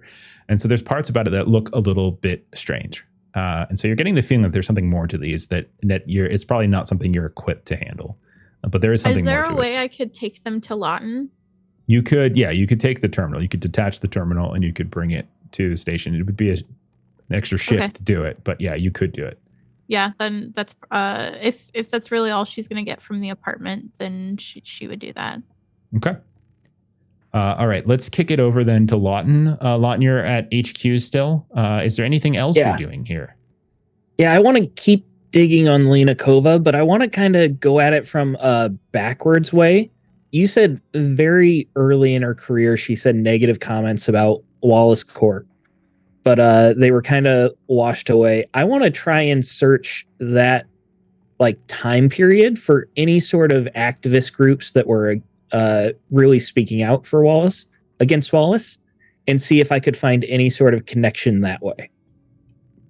Sure. Go ahead and give me another roll for that. And while you do that, I'll say welcome to Other Doc. Thank you for the raid. Very much appreciate it. We are playing a little Blade Runner tonight.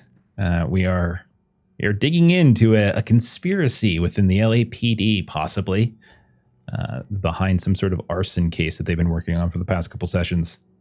Hope you're all doing well, and that you've had some good games as well. How you doing, Steven? I had one success, so I pushed, and it was still one success, so I pushed again. Okay. And how many was it at the end of the second push? 2 successes. Okay, 2 successes. Okay. From what you can glean, so you're talking about from the early days. So a couple things you notice from the early days. First, you learn that her training officer was Monty Croyle. So when she first came in, so that's one thing you get from the early days. You also notice that there were some very pro-human groups, very anti-replicant, very anti-push for the Nexus 9 models that we see Arley at now. So there was a lot of discussion over the course of time in her early days, about what to do. This was sort of, kind of post-blackout, all that kind of stuff.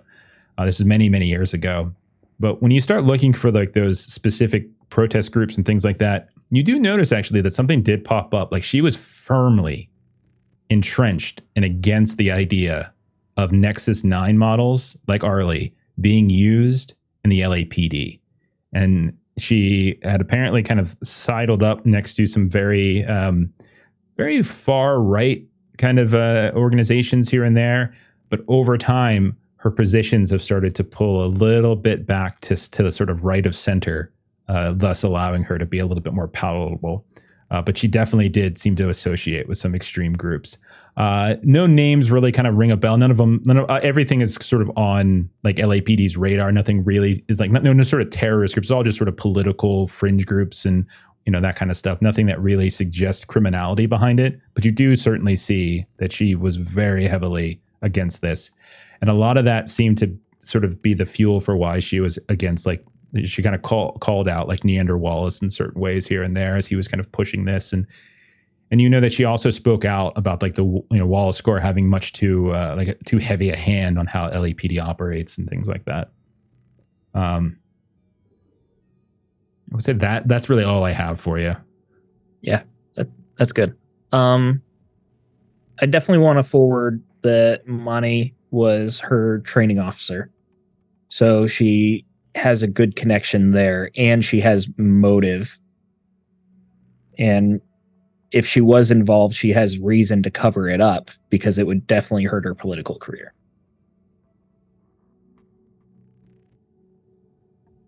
And Arley's going to message Lawton back with this. Did Mr. Stone, did she change positions gradually, or perhaps this indicates that she is not who she always used to be? Publicly, it seems to be a gradual pull. As she rose more and more, she needed to be more generic to get more public sympathy. What she still believes, I don't believe you could change your beliefs that easily. I see. So she has likely hired individuals who have trained her what to say and what positions to take. I'm sure it's very manufactured, what she says.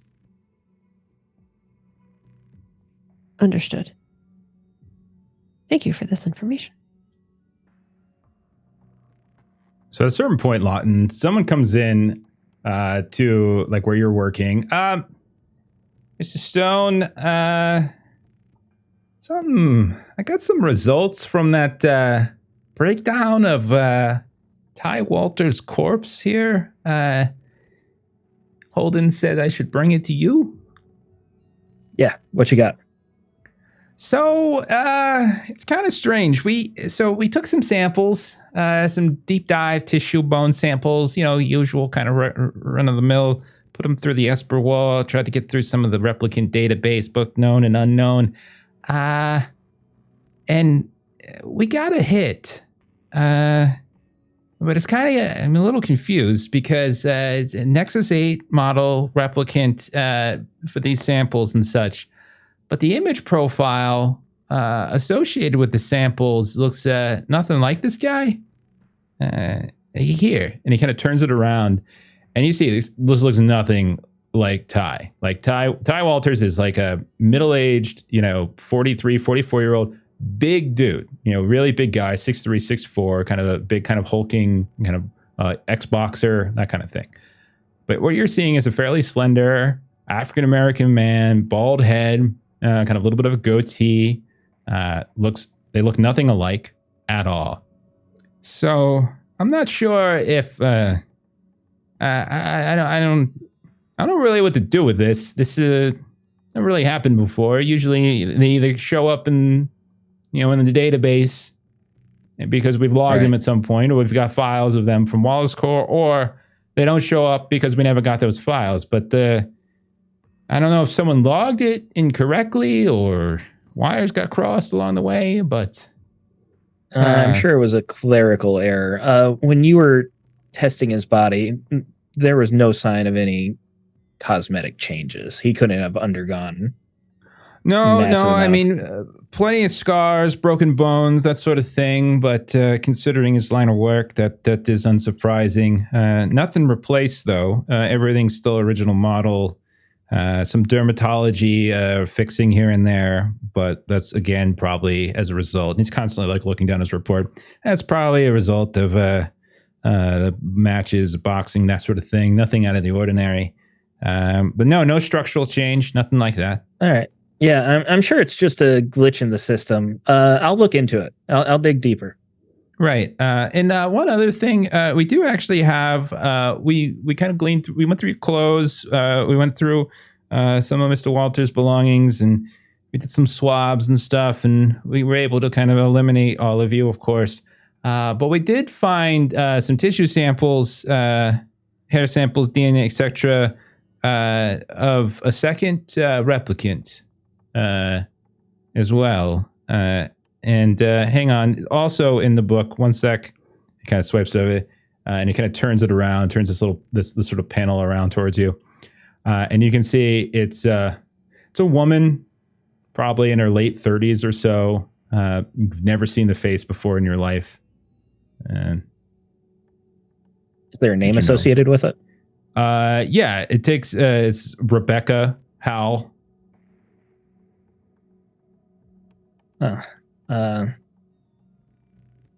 Second replicant. Okay, I'll keep digging. Thanks. You did good work. Go ahead and roll a. Let's go observation.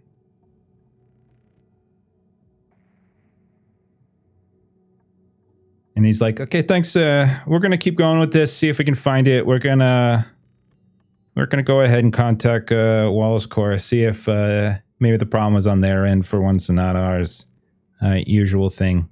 But we'll get back to you if we find anything else. Yeah, if you don't mind, leave some copies here for me to look over. Oh, sure. I'll send it over to you. No problem. I pushed and got 3 successes. Okay. As he is leaving the room, you get that same sort of like weird sort of confusion. Your head shakes. Your eyes kind of start to glitch a little bit. And you look down at these images of these 2 faces, and you have in fact seen them before.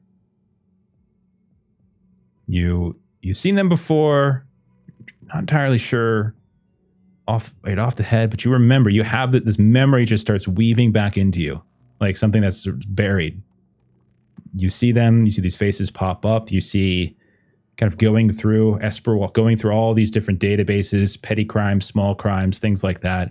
And you see these 2 people pop up. These 2 young, you're not sure exactly when this was, but you've got this memory of you just kind of going through and searching these databases for just these images of folks and altering them. Okay, you don't know why, but you just have this memory kind of pops back into your head. Would I be able to remember enough to go back and undo some of what I did? Roll, or at least like follow my tracks. Roll tech. It's not a situation. I would say, yeah, roll a tech roll on this. 1 success will get it done, but additional successes might make it harder to discover. Additional successes are worse? No, additional successes are good, meaning like right. What I thought you said harder here. to discover. I'm pushing. For somebody else who's kind of like forensically going through your things. No successes, and I'm taking a resolve.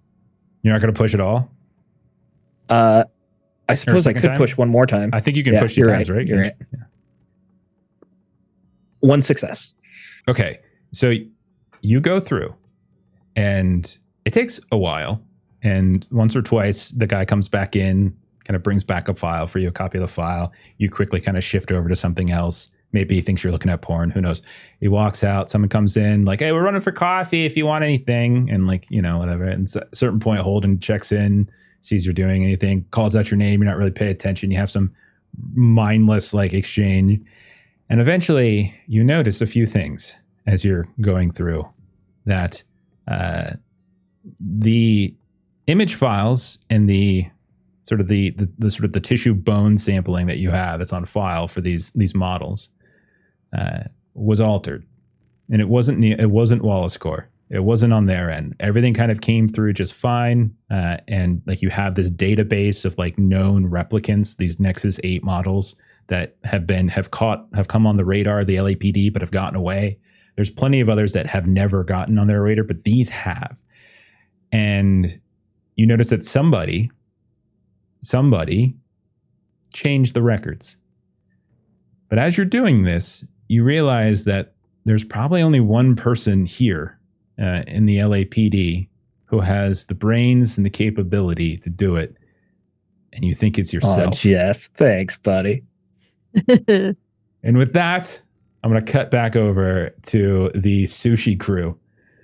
So what do you guys want to do? He's writing down, you're going through, you've told him this whole story, and he looks up at you and he's like, that's it? You got hit at the head because you didn't come with backup? Listen, man, I got to be honest. I'm probably going to change the framework of the story. I'm thinking LAPD officer doesn't know proper procedures. LAPD officer, flagrantly disregards common safety procedures. And I'll sort of let him on who and where we were. Skywalker's apartment. Kind of who's involved. Oh, what was this case about then, Mr. Sunru? The case, that arson case. We're looking to one Monte Carlo burned up in.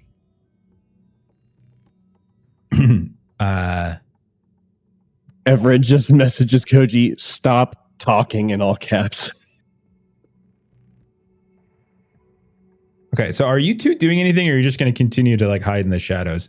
All I can say is like he is clearly lying. He's clearly. You can clearly tell that he knows some of these people, but I'm just trying to get an idea of like how are you guys trying to get information out of him?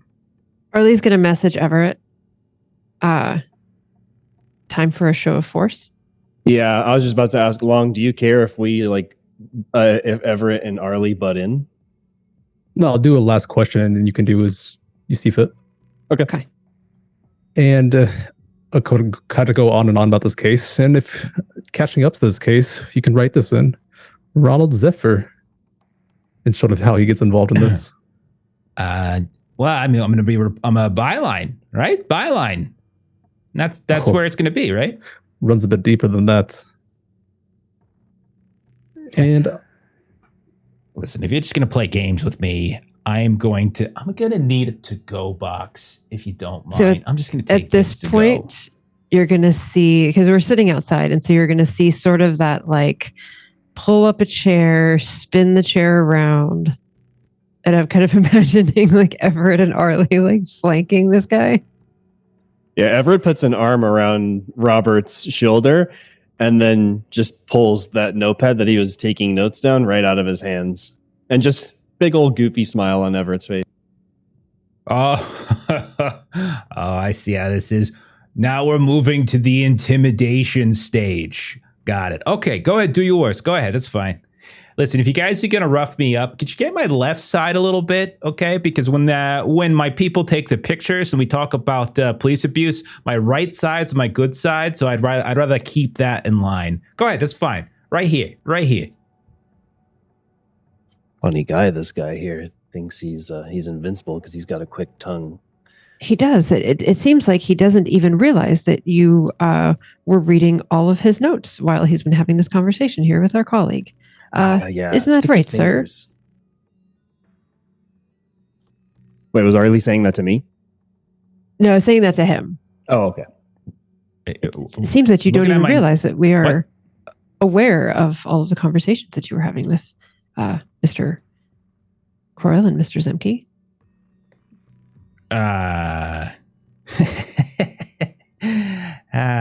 Shit. Go ahead and roll a manipulation test. Anyone can lead it, and then the other two can assist. I have an A in manipulation and an A in empathy, so I'll throw them down. Well, why don't you just go right ahead then? Okay. I will assist, clearly. Okay. Because I'm wanting him to like check his pockets and realize that like, oh, shit. All right. Between Koji, Everett, Arley, go ahead and take advantage on this, Everett. Roll your manipulation at this point. Oh, 4. Success. Wow. Oh my God. It was almost 6. That's crazy. Okay. Well, he kind of looks over at Koji. All right, I can see why Lipton likes you, I guess. All right. Enough. Okay. You got me. All right. You got me. But here's the thing, okay?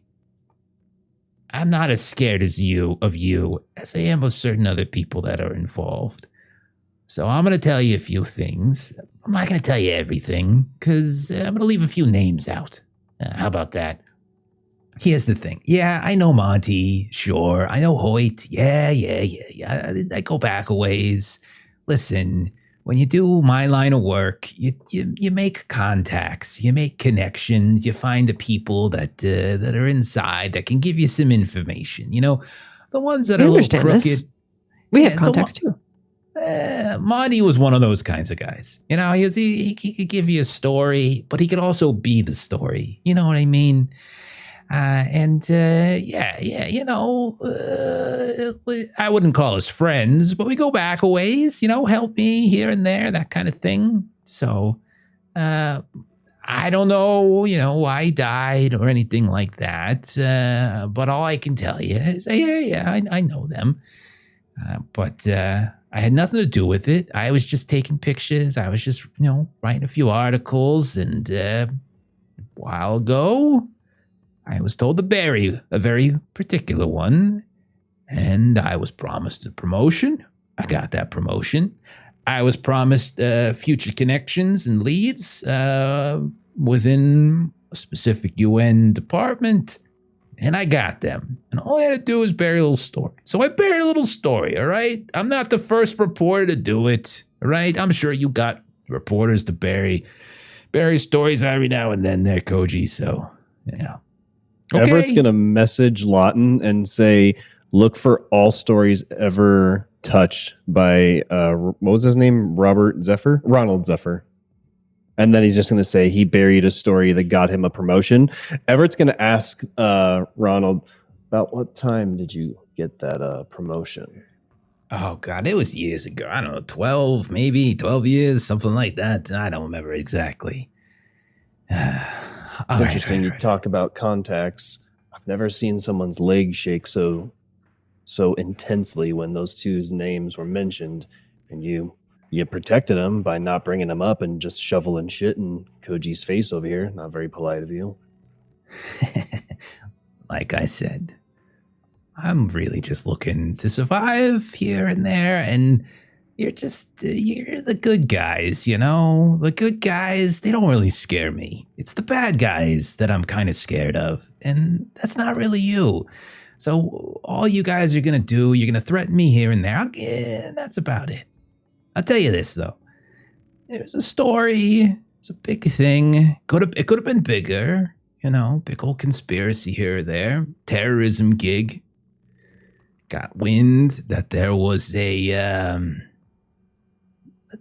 one of them protein farms out east, beyond the wastes.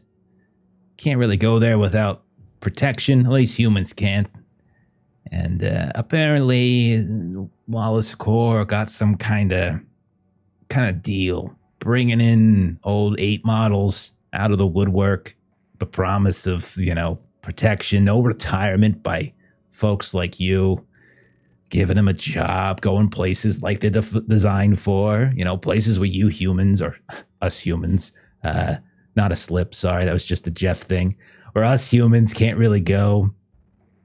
So yeah, they were out there, and I asked Monty about it. He asked his superior at the time, Anti-Terrorist Task Force. I think you know who that probably is, and I'd rather not have to speak the name if that's all right with you all. So anyhow, you can skip her name. Thank you. That's very kind. It's very kind. So anyhow, lo and behold, I tell him about this, and he says, oh, well, turns out we got a big tip. They're not just some peaceful hippie commune, that they're, making explosives and weapons and all sorts of things out there. So I got to do a little bit of a ride along. It was great. Flying in them big old SWAT spinners. Oh, it was great. Everyone was in there, in their gear and their get-ups, and found the protein. It is a protein farm. Well, at least it looked like a protein farm to me, though I'm not a farmer, so what the hell do I know? But they, they found something, if you know what I mean, and they didn't really want to bring them in. They just did a mass retirement, if you understand what I'm saying. But you see, they forgot I was there, and then they were like, okay, you can't, that's where it kind of got a little dicey.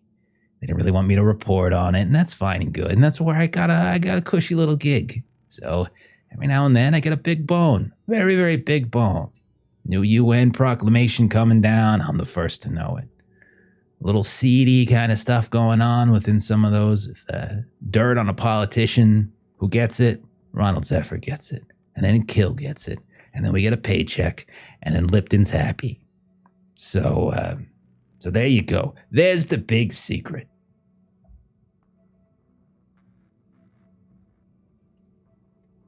All right. Sounds like you're just trying to keep your job head low. But this case we're investigating could be in deep waters. Listen, I got some threats, but I'm just a reporter. I didn't do anything. I had nothing to do with it. I took some pictures. I wrote some notes, that kind of thing. I got some emails, not emails. I got some messages here and there saying, write the story, you coward, that kind of stuff. I got plenty of those types of things. It wasn't me that got the brunt of it.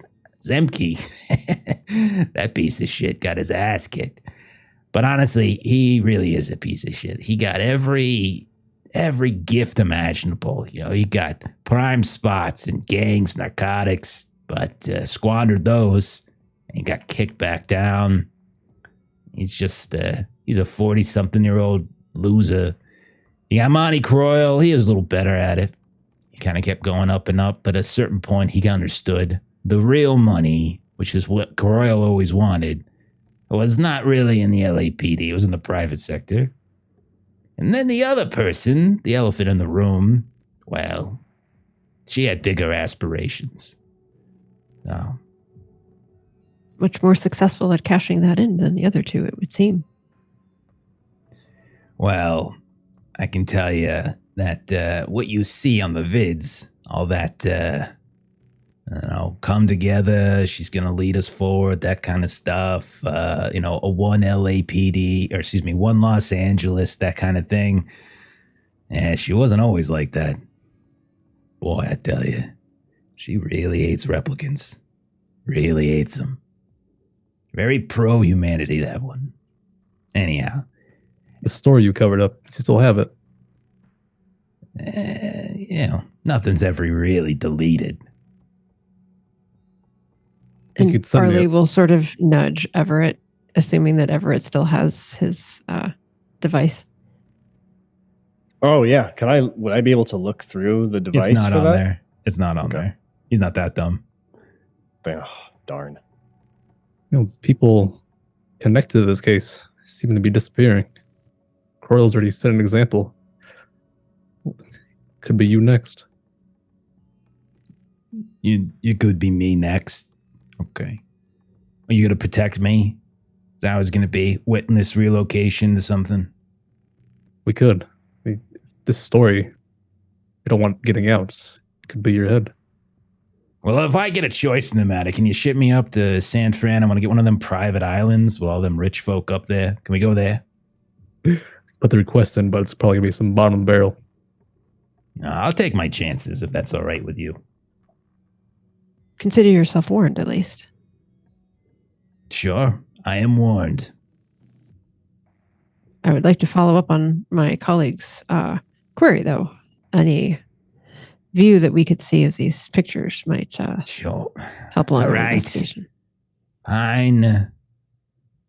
But you ain't... If they come back, I'm denying everything. Saying the fake, the phony, that sort of thing. Doctored, whatever it is. Of course. All right. I'll send him.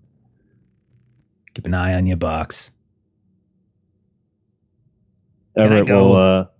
Was there anything worth downloading off of the guys? Yeah, I mean, you get the messages if you want, but a lot of it's like not information that's new. It's just like confirmations of things and sort of bring it all together. Yeah, he'll download the confirmations and then he'll just, beaming slide it across the table back to Ronald. Thank you Pat him very on the much right. for that. That was a very polite invasion of privacy, officer. I'll be sure not to write about that.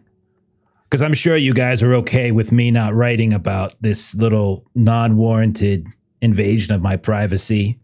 You're okay with me not writing about this, but not writing about the other one. That's just too far.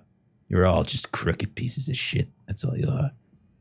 That's Gets out funny. at You this just point. called us the good guys earlier, but we'll keep your name quiet if you keep us quiet. Can't make any promises. I guess I'm a piece of shit. All right. Pat him on the right cheek. Thanks for your cooperation. Enjoy the lunch. And just sort of leave. Okay. All right. So you guys are done. Faye, you're done. Lawton, are you done? Did you want to do anything else this shift? I have one more thing I'd like to do, if that's okay. That's fine. Go ahead. First of all, I'm going to the coffee that was brought in. I'm going to pull out my hip flask and pour a little something extra in there, and then I'm going to take some more pills to boost my health. Then I'd like to change gears. Now that I've sobered up a bit, I want to try and would I be able to search for whoever hacked the terminals at the Jameson ad and the alcohol place, the ABC liquor or whatever? I don't think you'd be able to do it from here. You'd probably have to. Okay. Well, I mean, I guess you could try. No, you'd really need to go there. Yeah. Okay. I think I'm good then. Okay. So we'll say a shift passes then, midday. Where does everyone go next? He's going to Lawton at HQ. Okay. Lawton's leaving HQ. Is Lawton staying at HQ for the? Or for the she's next gonna wherever he's at. She's just bringing it to Lawton. I hate when I ask these questions, but where does everyone want to go? I hate this is like my least favorite question. Where does I everyone think want we to should go? go to the casino. That's where Everett wants to go after hearing about the stuff being sold and being like, oh, I saw people in the alley with gold bars. What was this connection about? Just curious. Last session. That's what Shade. was- So my CI Yeah. had the information that there was like LAPD gear being sold out of the casino On the black market, on the black market, which comboed with the like secret replicants on the force. And I I'll think just follow. wasn't some of the bomb equipment like LAPD based, like the receiver or whatever we had found at the. Yeah, you found Also correct. evidence of old LAPD gear. Now, Arley, in addition to that, you did hear, remember, one of the other things Shade told you is that their supply is drying up and they're looking for new people. Like that was one of the other things they said, is that in addition to that. So I would say you guys are probably smart enough to piece together that Monty Croyle is dead. Monty Croyle was known to frequent the casino, and the casino was selling apparently black market LAPD stuff out of there. So I think you could probably piece together that Monty Croyle was likely the person who was arranging that. So Are we sly enough to act as if we might be a replacement? let's take a step back for a second. Let's take a Okay. step back. So let's not worry right now about like where you guys want to go next. Let's talk about what's your objective. Like, what's your goal right now? Like, what are you trying to accomplish? Like, what is it you're looking to do? So I thought, because our concern was that they have these bombs and stuff, right? And so Wallace Core got blown up. Monty Croyle died. Wallace Core didn't get blown up. Not that. Chemplast. Chem warehouse. Blast. Yeah, Yeah, that sorry, would I was be a reading- major deal. I was reading Wallace Core and I was like, fuck. Yeah, it's a subsidiary. Yeah, but Yeah. But we know that there's other units of replicants who have their own tasks there of bombs to blow up.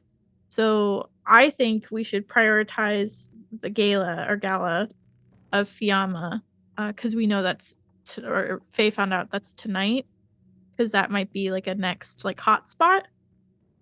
But it's up to you guys. Yeah, perfect. Yeah, we're just trying to close out as much of this case as possible since we have a loose suspect on the hand, possible I danger. did forget about the What's happening? gala, so I'd be down to do that instead. Lawton would also be probably more so than what he should be doing, which is what you guys are doing. He would want to be uncovering more about the burning of the replicants, and he wants to really tie Lena Kova to that, and then also figure out who's still trying to cover it up years later. Like, there's obviously someone actively interfering. I want to find whoever is that corrupt person that's still helping her. Okay, so your two objectives then are to find evidence, tangible evidence connecting Lena Kova to the torching of the return Nexus 8 models. And then also you're hoping to go to the gala because you think something might happen at the gala. Okay. Because there's these other people that are out there. Okay. Yeah. So if that's the case, so it's second shift. So this is going to basically be, early afternoon to evening is kind of where this is going to land and how we're playing it.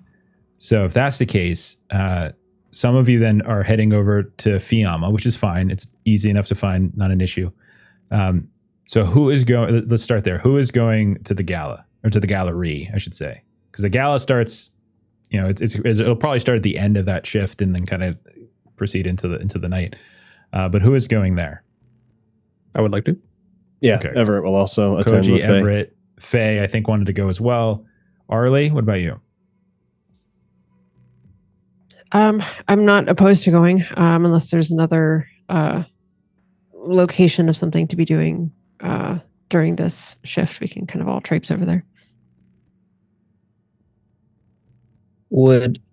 I feel like I would be able to find any sort of tangible evidence at the gala? That's a hard question to answer. Yeah, because you guys haven't gone there and you really don't have enough. Yeah, you're Faye, right. Faye does have that terminal that you could potentially kind of dig into. But aside from that, I feel like the gala would be a lot of like socializing and trying to interview people. right. And I could try to possibly hack into a terminal there, but I'm not sure how successful I would be at that kind of thing. Well, the event was also starting in the evening anyway, so if something does develop, you could show up in time for the third shift. That's correct. If you did want to stay in a different place. Yeah, then I think I might meet you guys later then. Okay. All right. So then, Would I be able to do like a drive-by terminal drop-off on my way? yeah, that's fine. I don't care. That's Okay, not cool. an issue. Okay. So then we'll say 4 of you are going to head over to this gallery. Lawton's going to hang out at HQ. It's going to try to break down this terminal. So let's do a little bit of that, and then we'll break. So we'll start with Lawton. Lawton, you get this terminal. You stay here. Faye drops this off. Go ahead and roll a tech test on it, and you can see if you can dig into anything more specific. I'd like to take an audience die because I really want to crack this one. Sure thing. I'm going to push. I got 1 success. 2 successes. All right, 2 successes. Okay, so she's, this is going to take a little while, and some of it's like there. You can tell very much that there's these packages of data, not attachments, but there's packages of data that are kind of hidden, sort of beneath these messages here and there. So it's not so much about code breaking as it is about there's kind of something underneath it. And you can tell that there's like a whole extra kind of set of conversation that seems to be going on. So there's all sorts of discussion about the target. And you can see the target is sort of referenced in terms of, LK. It's also referencing about brothers and sisters that are kind of taking out, that like you can see messages kind of going back a couple days. You can align it with Monty Croyle getting taken out, with one of the big heads finally got taken down. One of the little heads is sort of, has kind of got a little bit of a comeuppance. But I'll say with 2 successes, there's a few things that you'll see within the exchange. Like you will be able to essentially backtrack that. That the conversation's happening between Portia Kiani and it's happening between Warwick Foxwell.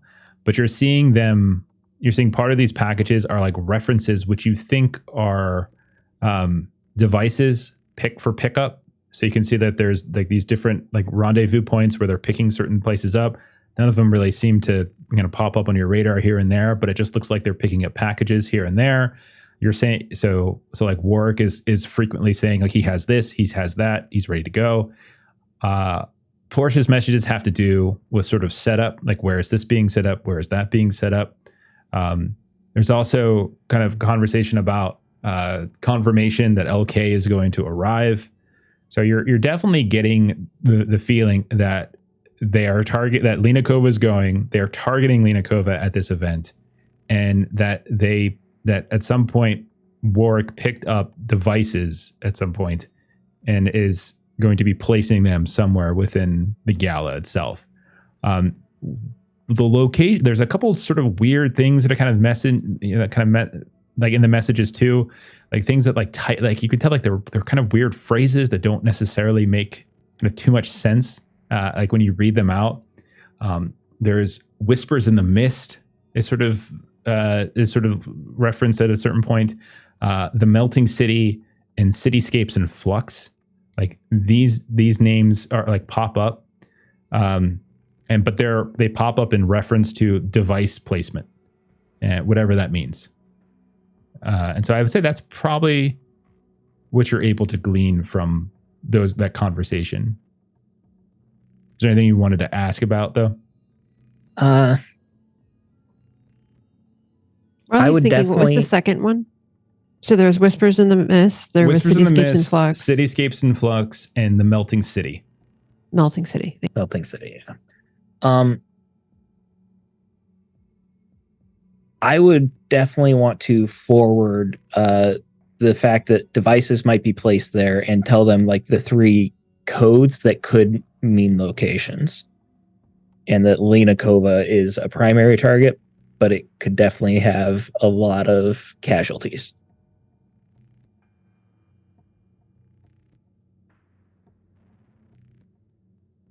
Okay. So we'll say the rest of you, you head over, and when you arrive, again, this is in a extraordinarily rich old money, like old money. No one's actually done any background on Portia County up to this point that I know of, so I don't think anyone. I mean, we can cut back to Lawton. That could be something else Lawton can do if you want.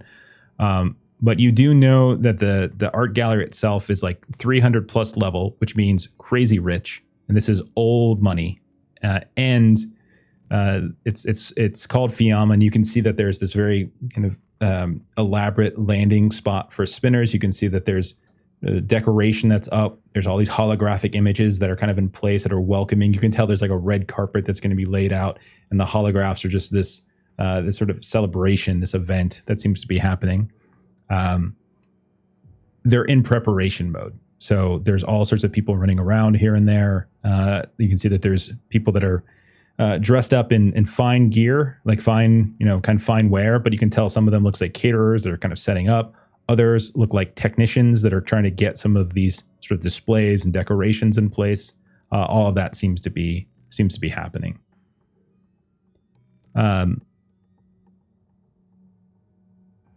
So when you guys arrive, I would say that if you all arrive together and you start coming up, I'll say there's a sort of a man, I would say fairly small man, a fairly heavy part of his hair to one side, to the almost like Everett in some ways, how it kind of goes down one side, but it doesn't go as long.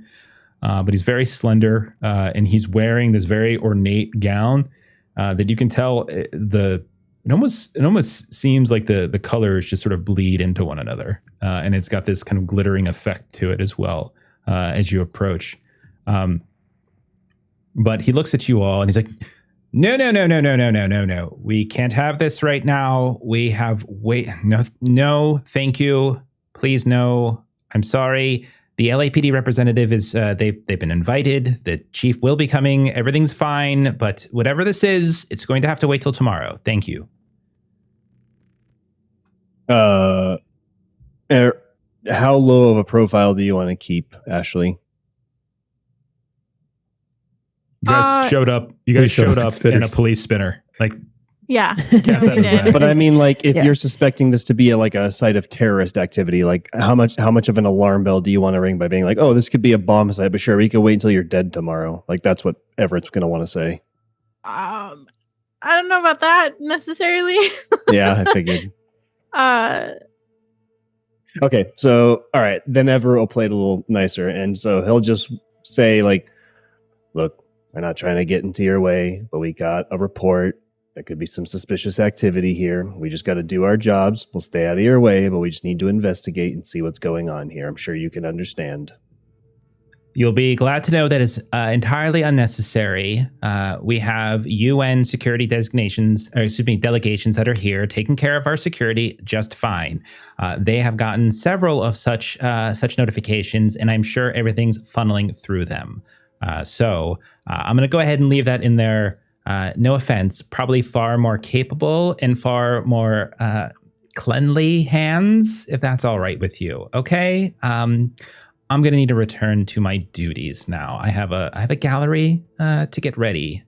So if you all could just run along now, that would be great. And I'm going to go ahead and need you to clear off. Everett's just going to stop listening and walk in. No. And he kind of steps up in front, like, no, sir, no. And he likes trying not to touch you with their hands as you kind of push trying back. to assault an officer? Move out of my way. Excuse me, sir. Do you have a warrant? Yes. And he just keeps walking. And he steps in front of you. No. Produce the warrant, sir. Okay. Thank you very much. Do you know? Arley's going to jump in and just say, who owns this gallery? Do you? I don't care. And Arley's going to say, we actually just had an audience, and she's going to, I'm blanking at the moment, but we just actually had an audience with the UN just yesterday in the course of our investigation. So as I'm sure you can imagine, what we are doing here is to make sure that we don't have something to investigate here tomorrow, just like we finished these last few days. So she's kind of name dropping. Could we just speak to the UN representatives and then we'll be out of your hair? Thank you. That's fine. Stay here. I will go retrieve him. Right here. Here is your box. Do you see? And he kind of looks at Everett. Okay. So then he runs inside and he comes back out. And you can see that the man coming out is a fairly tall, very lithe man in a suit. You can see that he's got these little glasses on, little shades. Comes out and he says, can I help you all? Is there an issue? Chaz here says that you're concerned about some kind of incident here. Assure you that we have it well taken care of. Well, we need to do a sweep of the building, checking for some equipment.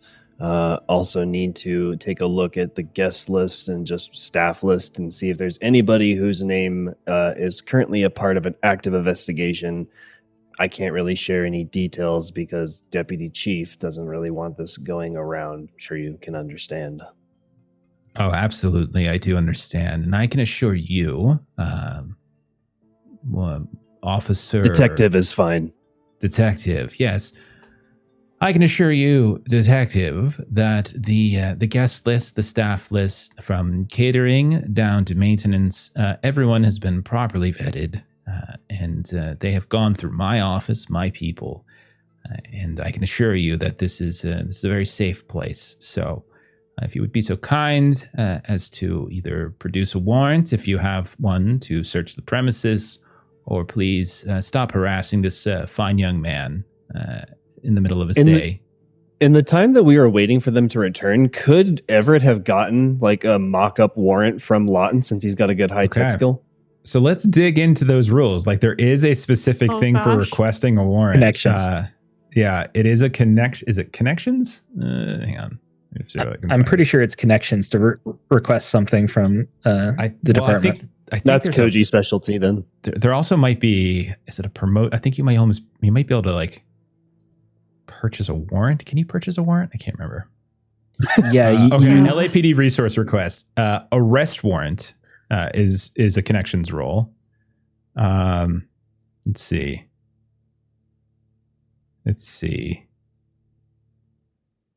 Trying to see if there's anything. Wiretap or search and seizure warrant. There we go. So this would be the deputy chief. The turnaround is a shift. It does cost 1 promotion point, and it does require a connections roll. I have promotion points to spend, so I can spend the promotion point. Koji, can you do the connections? Yeah, let's level insider for advantage to the connection roll. Nice.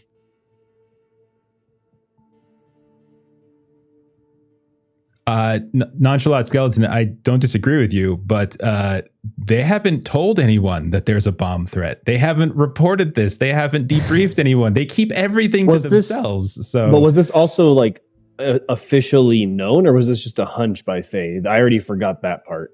So this is mostly just presumption because we knew that they were distributing these materials. Well, I deciphered that there would be devices here and that the target is and Lena then Kova. Lawton found out devices. So I figured there's no use in telling this guy Chaz, but telling the UN rep would make more sense and Does not this- cause mass hysteria. Or Does a this- superior. Does this show have a name, like an artsy name by any chance? Fiamma? Or that's the name of the location? gallery. Yeah. Yeah, but like, is tonight's display called something specific? It's some sort of charity gala basically going on. Which charity? Transcendental Visions. I What mean, do that they could do? kind of touch No. the cityscapes in flux. No, that's the name. That's the name of the gallery show. Oh, so which charity? The Boys and Girls Club of America. So we're trying to connect the name of the show to the codes and like the 3 device code. I think it might not location be thing. the show necessarily, but it's definitely probably specific art pieces. At least that's what I'm thinking. Okay. So we're agreed. So we didn't want to tell Chaz that there's a bomb, but we're agreed Yeah. that now that we've got the UN person in front of us, we're going to go ahead and tell them. Yeah. Yeah. We have reason that to believe there's a there's a explosive. bomb threat. But yeah. again, Everett's line of thinking here is that, okay, well, if there are like moles or compromised people that have done this so-called vetting, like that's why he's trying to just get in with a real or fake warrant. He doesn't really care which, because he doesn't really trust anyone to begin with that's already done this vetting if they're a part of it or whatnot. Okay, so I mean, a fake warrant's not something you can necessarily produce out of thin air. It's something that you actually have to take time to forge or to acquire that. A real warrant, same thing. It takes time for that to kind of process. So if you're looking, so either Lawton way, also would never yeah. actually be the type of person to make a fake warrant. well, But Lawton's going through an identity crisis, and Everett Or could so really he push thinks. that. I could take advantage of your identity crisis right now. True. So Arley is just going to blurt this out then. That Oh like god. we're Bomb. Yeah, pretty much in her. Okay. We thought we would sort of try to do this a little bit quiet, but let me tell it to you straight. There's a bomb threat for the evening, the gala this evening. It's new information that has just come to us. So this is something we're going to need to take care of. roll a manipulation test, Arley. You are rolling it. If anybody wants to say something to assist in this, go right ahead before she rolls. But Can I It's kind of call up the to you. UN guy to assist? I mean, Everett would just say something like, we're not trying to create a panic. That's why there's a small group of us just trying to help out and do jobs separate to what you've already done. We're not questioning your work. We just have newer information as of an hour ago. okay, Arley, you can take advantage as Everett is helping. Go ahead and take advantage, but it is Arley rolling it. Okay. And advantage is re-rolling the Lowest? lower. Okay. You get 2 of those, and you take the higher better. of the 2. Yeah. All right. So, and I am snagging some audience support here. So I'm rolling 2 d10s and a d12 Okay. with different dice that I have changed my dice out to see if I have Go better right dice ahead. luck. I'm stalling Jeff's confidence is for stressing me that out. roll. I'm not rooting against you. I want you guys to figure this all out. Yeah. Get this. Okay. So that is all right. So that is a 7 and an 8. Okay. Those are 2 successes. Nice. Yeah, 2 Yes. successes. Because I think an 8. This is just 1 success. Yep. He Yeah, I looks think at it's 9 you. and above. You can tell kind of little crease in his forehead all of a sudden, a look of worry. Is this credible? We wouldn't be here trying to force our way in if it were incredible. Is there organization behind this? What's it for? What's the reasoning? What's the motivation? Can you share some of the what led you to this? You're aware that there was already an explosion in recent days? Fire? Talking We're here about the Chem wanting Plus to- warehouse? Yeah. Yeah. Yes. This is related to that. Yeah. Yes. How is this related to that? This isn't Wallace Core sponsored. This is Kiani money, I think. Yes, but it's not about specific buildings. It's about specific people. So there's a target here. Presumably, yes. Who is that target? Could you show us your list so we can bet it? I'll show you the list. I'd like to know the target, though. We're unsure. Could be LAPD, could be UN.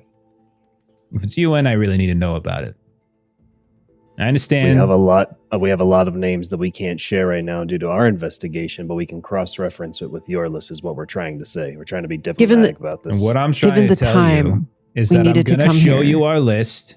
Listen, Yes. we got hours before everyone shows up here. So unless their target is a catering worker or one of these machinists, then I'm pretty sure we got some time to have this conversation, okay? I'm going to show you mine. I'm asking you to show me yours. All right? I'll show you the list. I'll do a walkthrough of the premises for you. But I work for the fucking UN. And I want to know that if the target is one of those people from that delegation that I am responsible for, I have a right to know. I can send this up We the chain if you believe want, and you're not going to that it like is. what's going to come down on you. Okay, thank you. Do you have a name? It's Lena Kova. Thank you. And you 1 second. He steps off to the side really fast. He kind of talks into a, and he comes back to you guys. Okay. Come with me. I'll follow. All right. So he starts leading you into the gallery at this point. All right. So he starts pointing stuff out. You're looking around. I'm going to check back in with Lawton 1 more second. Lawton, was there anything you wanted to do? This is going to be our last check in with Lawton before we end for tonight. So if there's anything else you wanted to do tonight, Yeah, speak we now. talked about doing a deep dive on Porsche. Oh, okay. Yeah. So you rolled a tech test already. I'm not going to necessarily make you roll it again.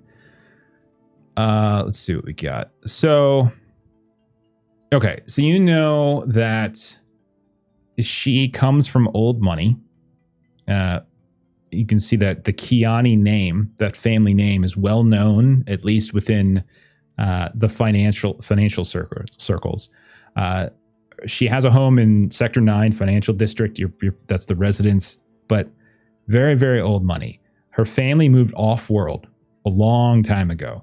And for a while, the county had they had their fingers in various businesses and whatnot back here.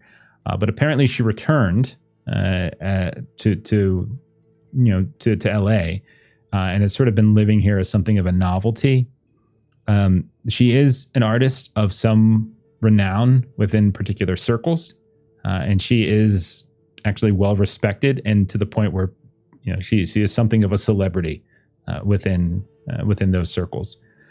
You know that her art tends to combine, like you can find this recent article kind of doing some sort of bio on her. Her art seems to combine like holography, like the actual use of holograms with some sort of like old school or old world impressionism, and like they do this. She does this thing where at galleries, when people go in, there's these emitters that come down. It makes people's clothes actually look like folks are almost melting, like they're painted with that sort of deliberate impressionist strokes. You can see that, her family is wealthy and influential, but you have no contacts for any of them. And as far as you can tell, she is quite literally the only member of the Kiani family that has been in LA for decades. And when she did return, it was sort of a shock to people that someone would come back. So I would say that's what you are able. If you do want to roll a tech test, you can go ahead, give me a tech test, and maybe you find something a little extra.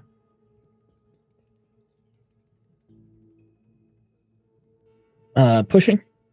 Okay. 3 successes. Okay. Went from 0 to 3. You do know there is, speaking of stories that have been sort of snuffed out, there was going to be a follow-up to this piece that hasn't released, and then you presume from the looks of things it probably was bought out, that she had something of a nervous breakdown a few weeks back, that occurred because someone apparently vandalized one of her pieces during her show, and there you can see that there's all sorts of discussion over it, and like there was like a Kiani, like Kiani heiress, the madness of an artist or something like that is sort of the subtitle, but the picture shows Kiani, like Portia Kiani, like by one of her pieces, like actually starting to looks like she's the one doing the vandalization, and so this story never ran. But with your extra successes, you're able to kind of dig up into some of these archives that were hidden. Some that were it was like going to print, and maybe it almost did get print, but kind of got pulled off at the last second. Was the story written by Ronald Zephyr? You do, in fact, notice that it was written by Ronald Zephyr. You also notice, strangely, Lawton, that there was a call to the LAPD about vandalism, and that certain folks did approach and kind of converge on this, like a forensics unit was sent out. And here's the strange thing, man. You were on it.